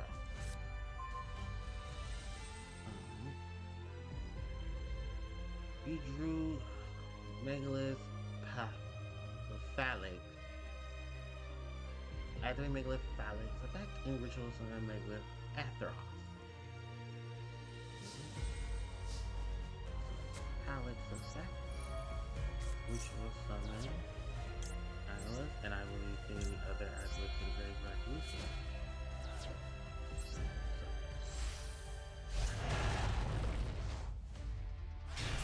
This is just some Agilist. Agilist is a powerful monster that can negate all effects that target cards on the field. To attack directly. Anything else this card does? So this is summon a quick effect. You can place one ritual monster from your deck if you leave the declaration you destroy each effect of. Okay, so it's a dragon. It's not a dragon. It's a rock, but it looks like a dragon. And it can vanquish. Cool.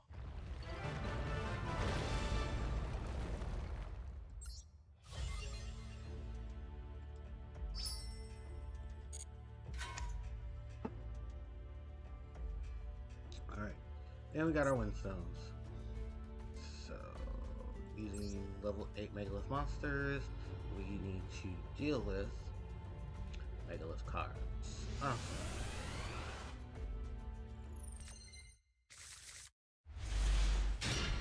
Okay. Preparation right.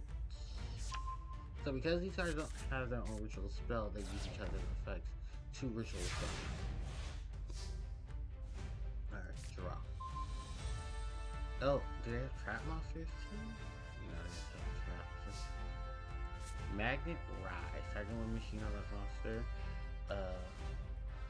That is banished from the graveyard. That cannot be also reset and also Bullish Burial.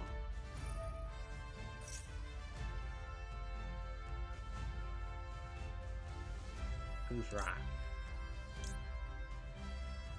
I feel like he would be good at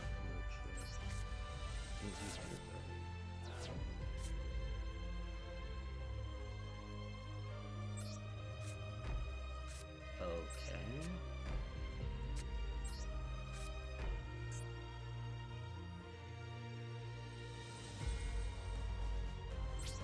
Well, that kind of defeated the purpose of why I just Foolish Burial.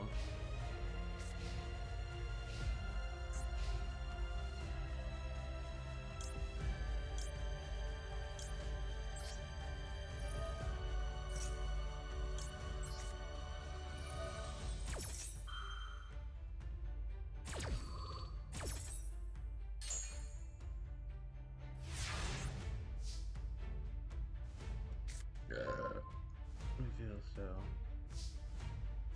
right, here's a yellow one. Nope. We're gonna be here for a while.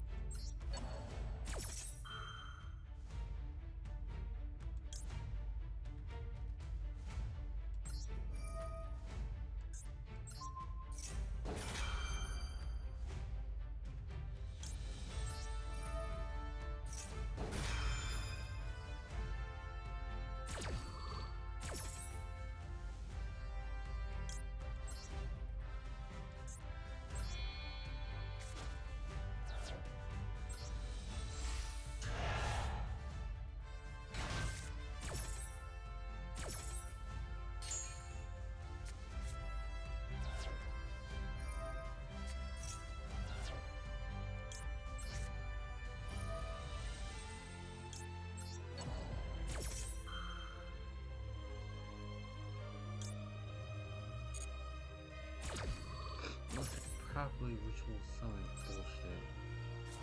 Ugh.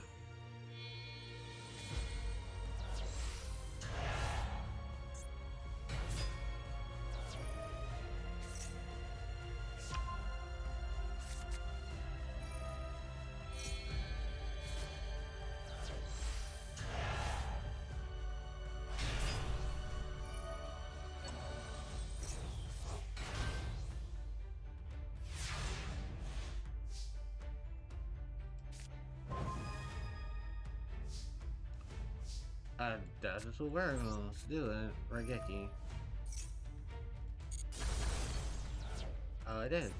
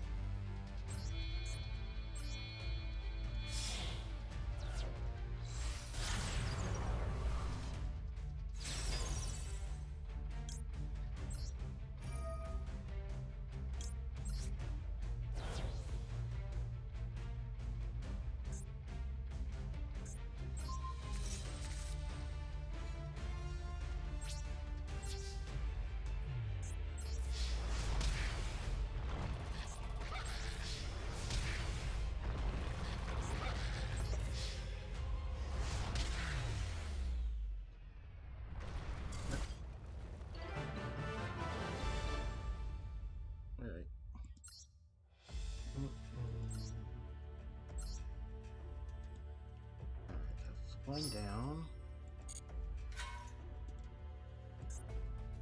Open door.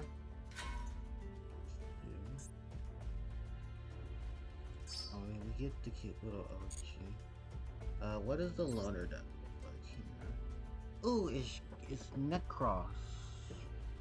This means abuse extra deck. And your opponent's also using Shinobird. A weird matchup. I mean, bro, actually, the other. Let's do this.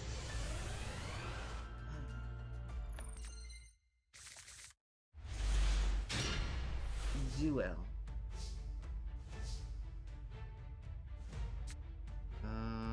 Just someone. No, sorry, man. Activate.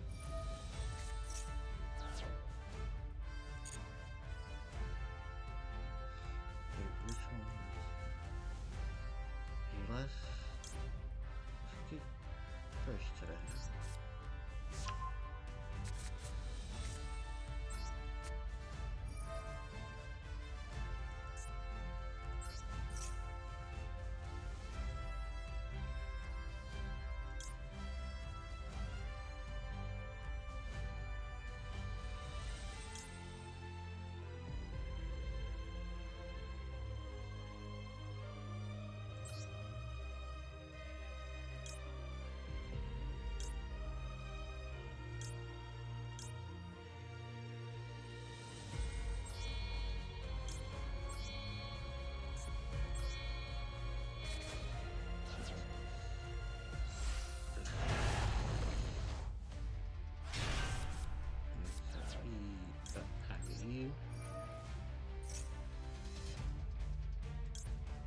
You just gotta discard that one that costs a trap and get that 2 minutes. I think I go get Kaleido. Which one looks for the graveyard?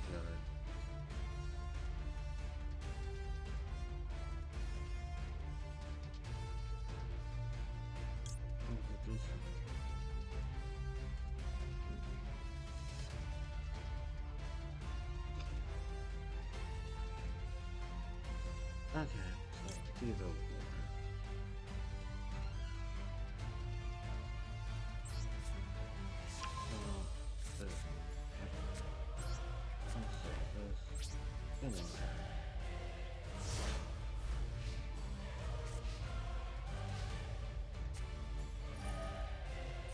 preparation of the right.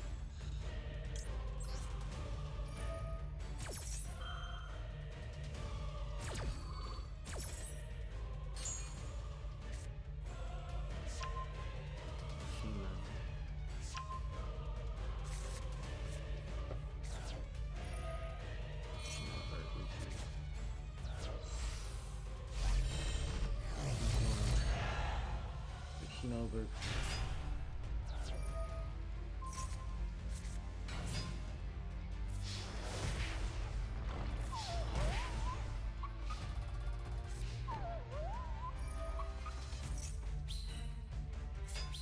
Oh, you stupid ass token. Alright, it's my turn. Girl.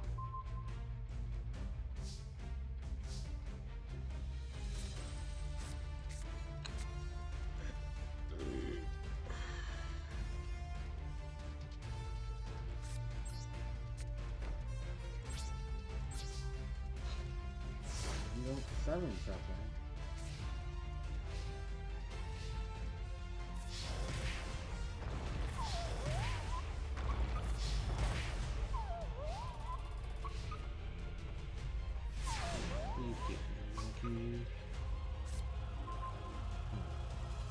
Straight other neck cross.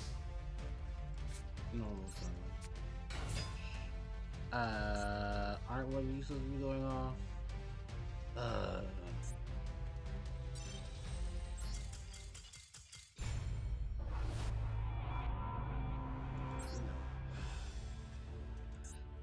This shouldn't be hard. Holy fuck, is it hard?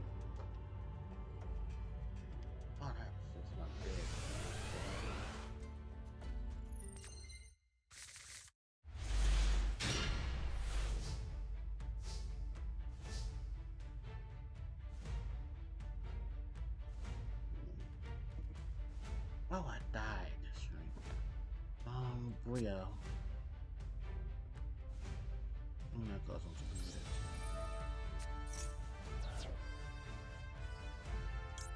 Record. Please, once a turn.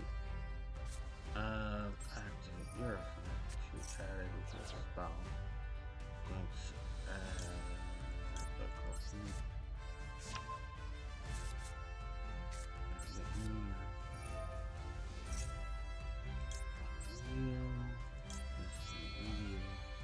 You treat yourself as the whole tricky. Neck crosses unicorn. Okay. And use what would you say?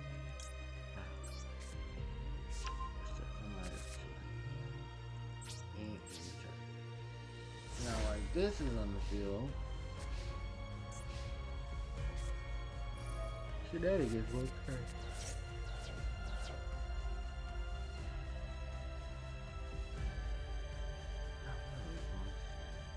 I think they're just really here to help me with one. Oh, is this part of the strategy? Probably.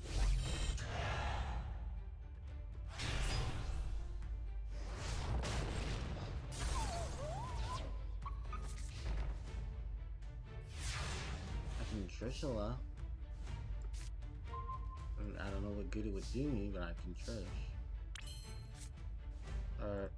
Is this mirror? Yes, it's mirror. That is great. Mirror is in fact.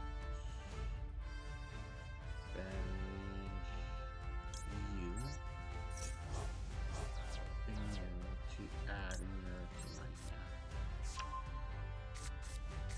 mirror. To summon Trishula.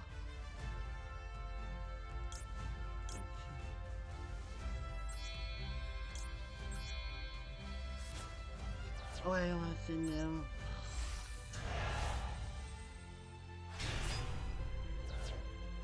Trishula's effect.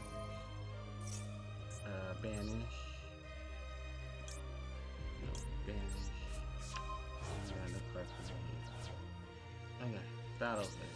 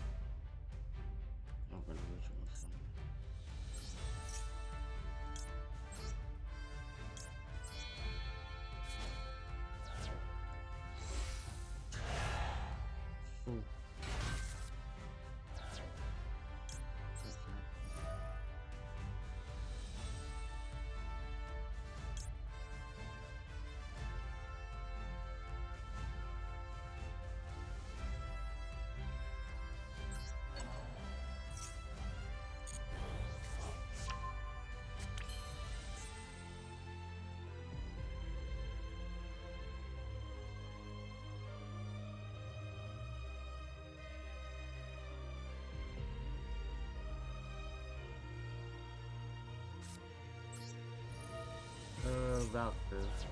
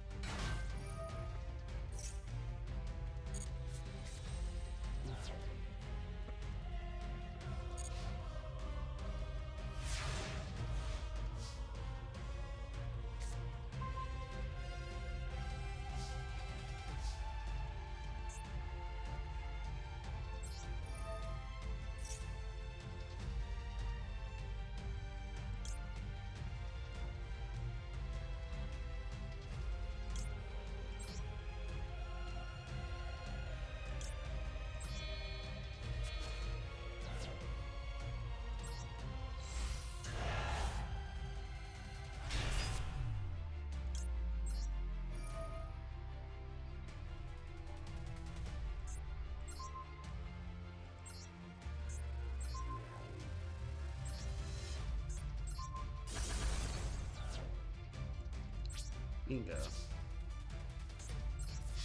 Second time is the charm.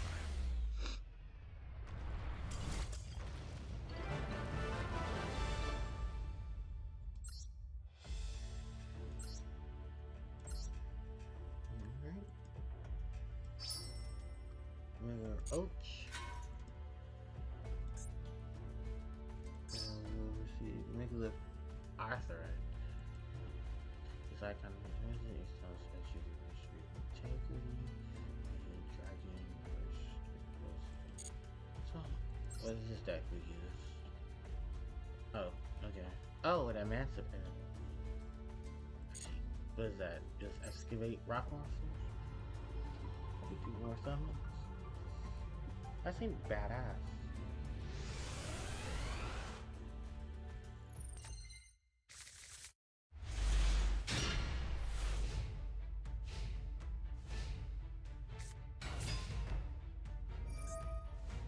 Wandering Soul. This card is for battle execution. First again, one execution. One card that looks for execution can attack. Except the one that goes in here. Once a trigger. It is essentially attacking defense. Okay. Terraforming.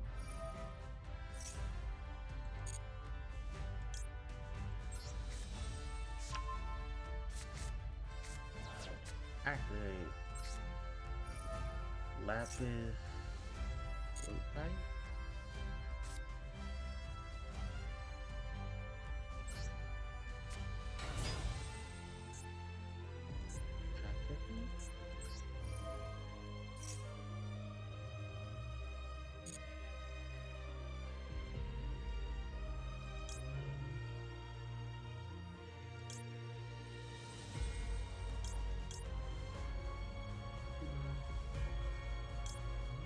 I don't know what's going on.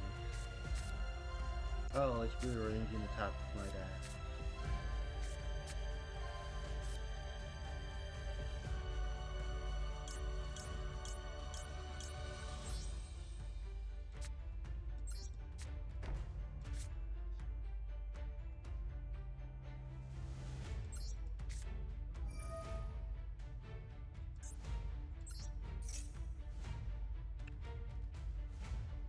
Really? I can't get the big one from that?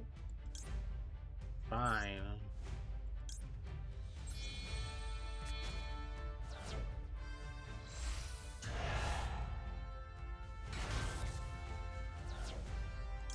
Just gonna put your own card.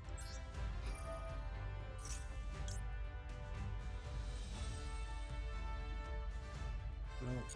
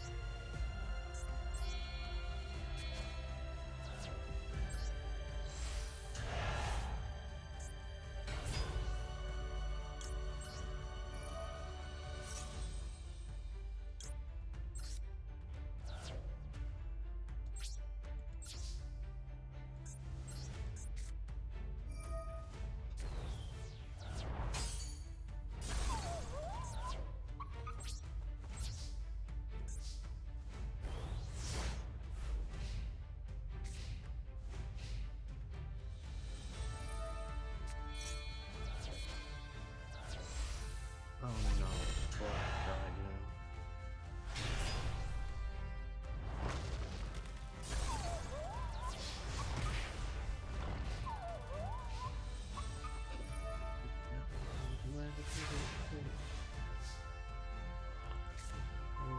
This is not really fair.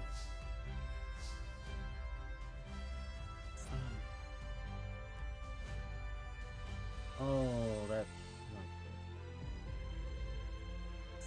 This is not, yeah, this is a, yeah.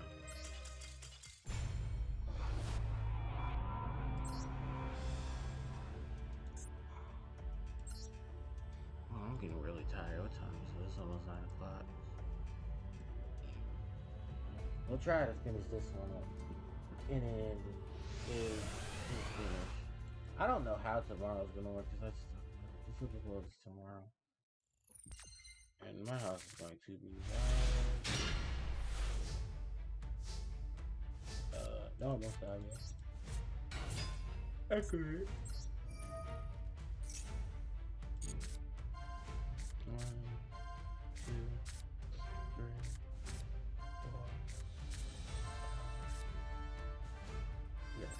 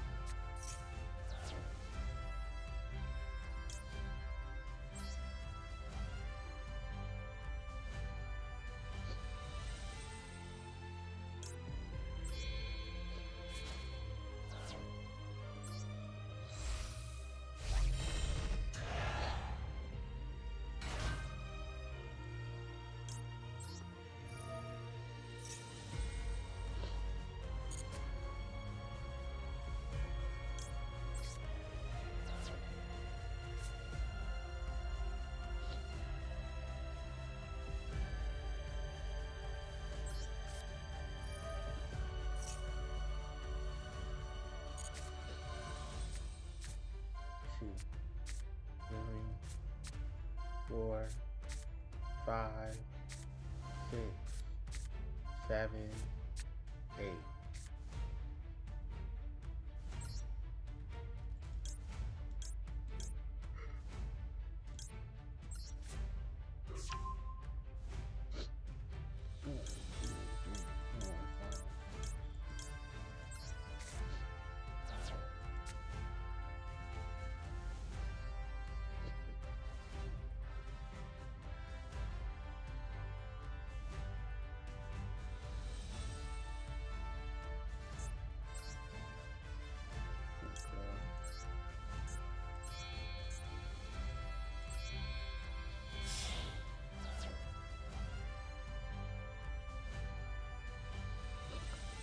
Tesla.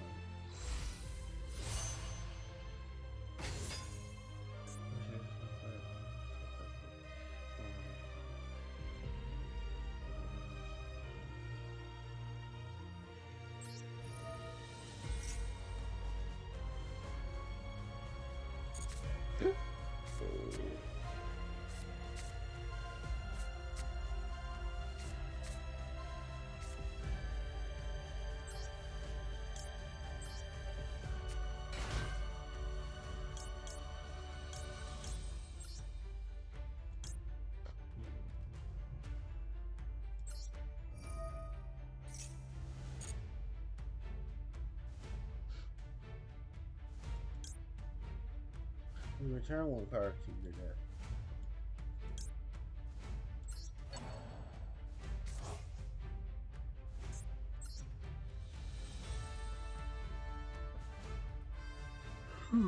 Ooh, Journey. Yeah.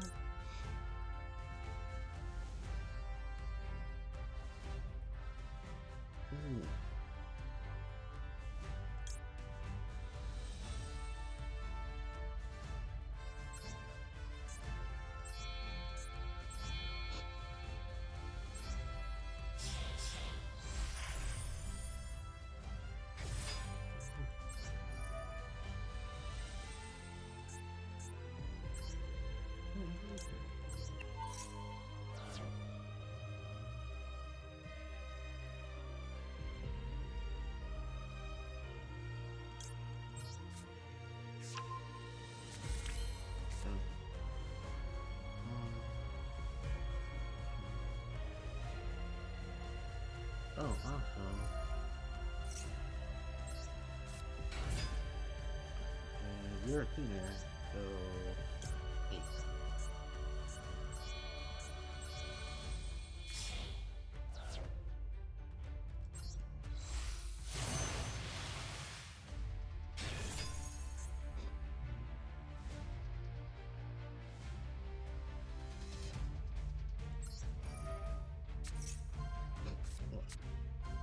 Oh, I want the counter trap. In the counter trap.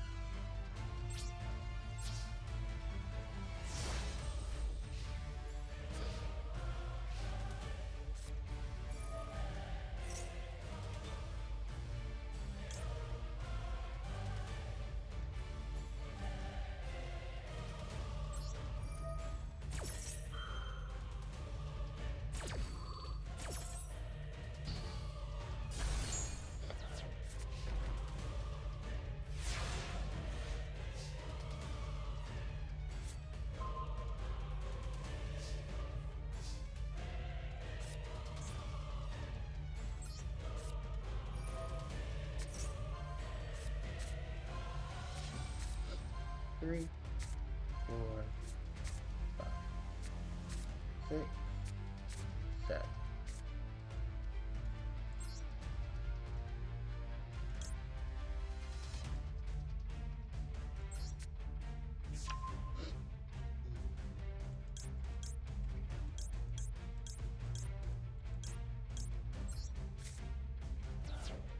No, actually,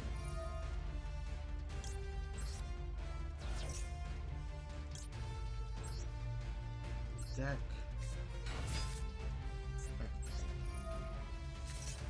one, two, 3, 4, 5.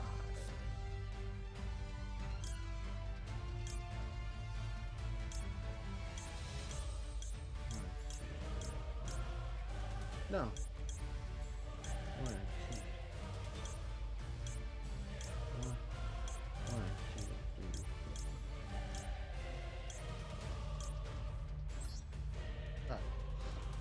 4, 5.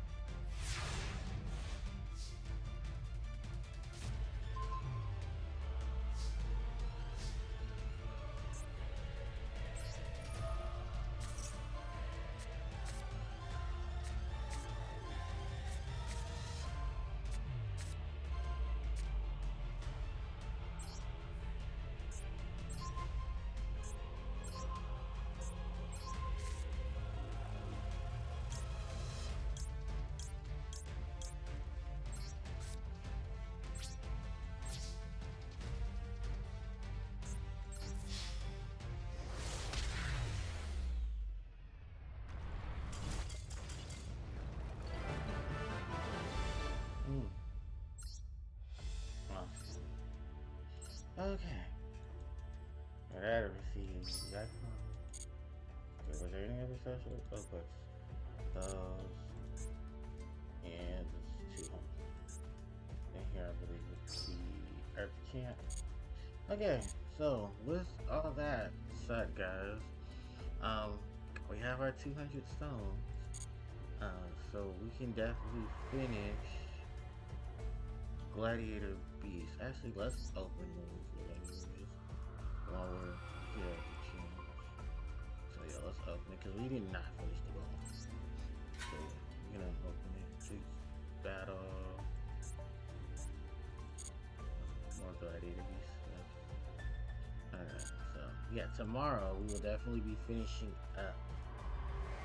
Uh, if the sound quality is good, we'll be finishing Glory of the Gladiator Beast and the Mystery of the Monolith.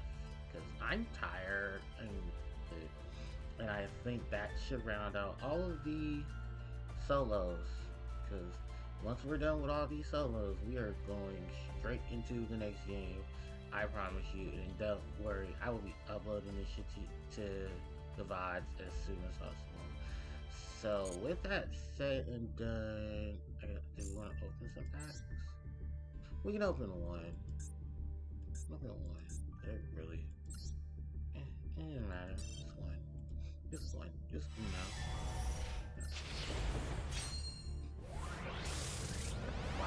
Wait, wait. Okay. Hey, Majin. Starry Night, Astral. What? I don't know what that card is. Hold on, what is this?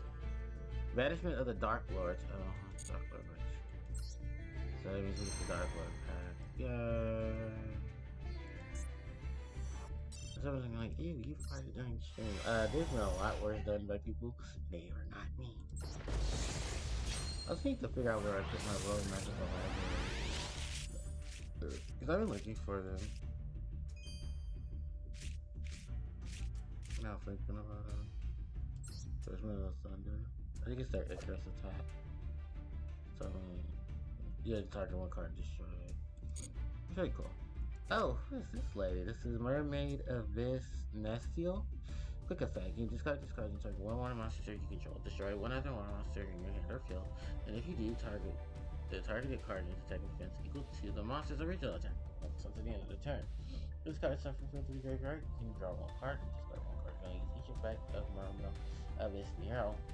Oh, Neo Mirai. Okay, her name is Abyss Mirai. Okay, once per turn. So let me read it again. Quick effect. You can discard this card and target one water monster you control. Just destroy one other water monster from your hand or field, and if you do, the targeted monster gains attack and defense equal to the attack and defense of the destroyed monster until the end of the turn. If this card is sent from the field to the graveyard, you can draw one card to this one card. You can only use each effect of Mermaid Abyss Nere once per turn. Cute artwork too. I wonder what sea creature she's based off of. Worm Queen, no one really cares. For Hire and Concealer Knight. So, alright guys, let's end it here. Yeah, let's end it here. So, like I said, tomorrow, brand new day. It's a new start. And we will be playing. Well, hopefully we'll be playing because I don't know when the game starts. So I may do an early stream and probably in about 12. But I'll let you guys know what I'll do tomorrow. I'm just really tired, and I've been streaming for about almost 5 hours. So I think I need to give myself some rest. And I'll definitely try to catch you guys up on tomorrow as well. So, thanks everybody for watching. You guys are awesome. You guys are amazing. If you guys want to catch me on YouTube, definitely can. Here's the link for YouTube. If my Twitch bubble allow it. Yeah, there it goes. Here is my link to Twitter if you guys want to hang out with me on Twitter. Here is my IG as well if you guys want to interact with me. Because IG and Twitter are basically where you're going to be able to catch me as much as possible. If you want to join the Discord and hang out with some cool and awesome people. Um, or help create groups of cool and awesome people. There's the Discord. And then also here is the archive channel, which I definitely need to start uploading my archives as soon as possible because I need to make sure I'm ready for Final Fantasy VI, which looks like it's going to start next week. So if you guys are ready for Final Fantasy VI, let me know. Or excited for Final Fantasy VI, definitely let me know because I cannot wait to start FF6, and especially considering the fact that FF6 Pixel is coming out, and I have a lot to say about FF6 Pixel version when we get to FF6. I have a lot to say about FF6 because it's literally my favorite of the 2D RPGs for the Final Fantasy series. And funny enough, I am now playing Final Fantasy 1 Advance through Dawn of Souls, and now I can actually play against that game's extra content. Because I'm having a black mage, a thief, a white mage, and a knight on the team. So thank God I will have access to them. And the Game Boy Advance version is probably the better of the versions if you're not playing on the PSP because it has the additional content, which means it has the additional dungeons. I want to play FF1 for the channel. One day I'll play FF1 for the channel. I don't know. I might do it after 6 because I don't think I have any other games that. Oh no, no, no! I take that back. I have a platformer I need to do. Cause Spyro. I need to finish up Spyro 1, 2, and 3. And 3 is the last of the platformers that I need to finish for the Spyro trilogy. For Reignited trilogy. So it will basically be go into FF6 or ooh, should I start FF6 now? Yeah, well, because I know how to go through FF6 main game. That's not gonna be hard. And I just thought about it. When I beat FF6 on my mobile phone, oh, my mobile phone. When I beat FF6 on my phone through the mobile port, the iOS and Android version, I beat the game with a very high level team, which consisted of Realm, Celeste, Terra, I think at level 70, and I think it was locked because I wanted to steal Luminous from the goddess tier. No, from the tier before you got to Kefka, because you can still do Lumina, or as it's known in the advanced version and onward, the Lightbringer, which no, you can still Ragnarok. Wow. Okay, you can still Ragnarok, and then you can bet Ragnarok in the Colosseum for the Lightbringer, which is a sword that is the ultimate. That is the best sword in the game, bar none, next to Ultima Weapon. Which Ultima Weapon in 6, I cannot wait to talk about because when we see it, you're like, oh my god, that's Ultima Weapon? Yeah, that's Ultima Weapon for 6. And it makes a lot of references too. 6 makes a lot of references to a lot of things in the in general. So yeah, we're gonna have some fun with Final Fantasy 6 Advance. Then we're gonna go to Spyro, and then we're gonna come back and we'll probably play Final Fantasy 1 Dawn of Souls version for the Game Boy Advance because um I do have that ready. So, with that said and done, thanks everybody for coming. I really appreciate it. You guys are awesome. Nando, if you see this, I hope I answered your question. And like I said, guys, if you guys have any questions, you guys can definitely ask them in the chat during the live stream because it'll most likely help me keep things from being a little dull and boring. So, with that said, you guys, thanks everybody for watching, and I'll catch you awesome people next time. HPJ signing out. Take care.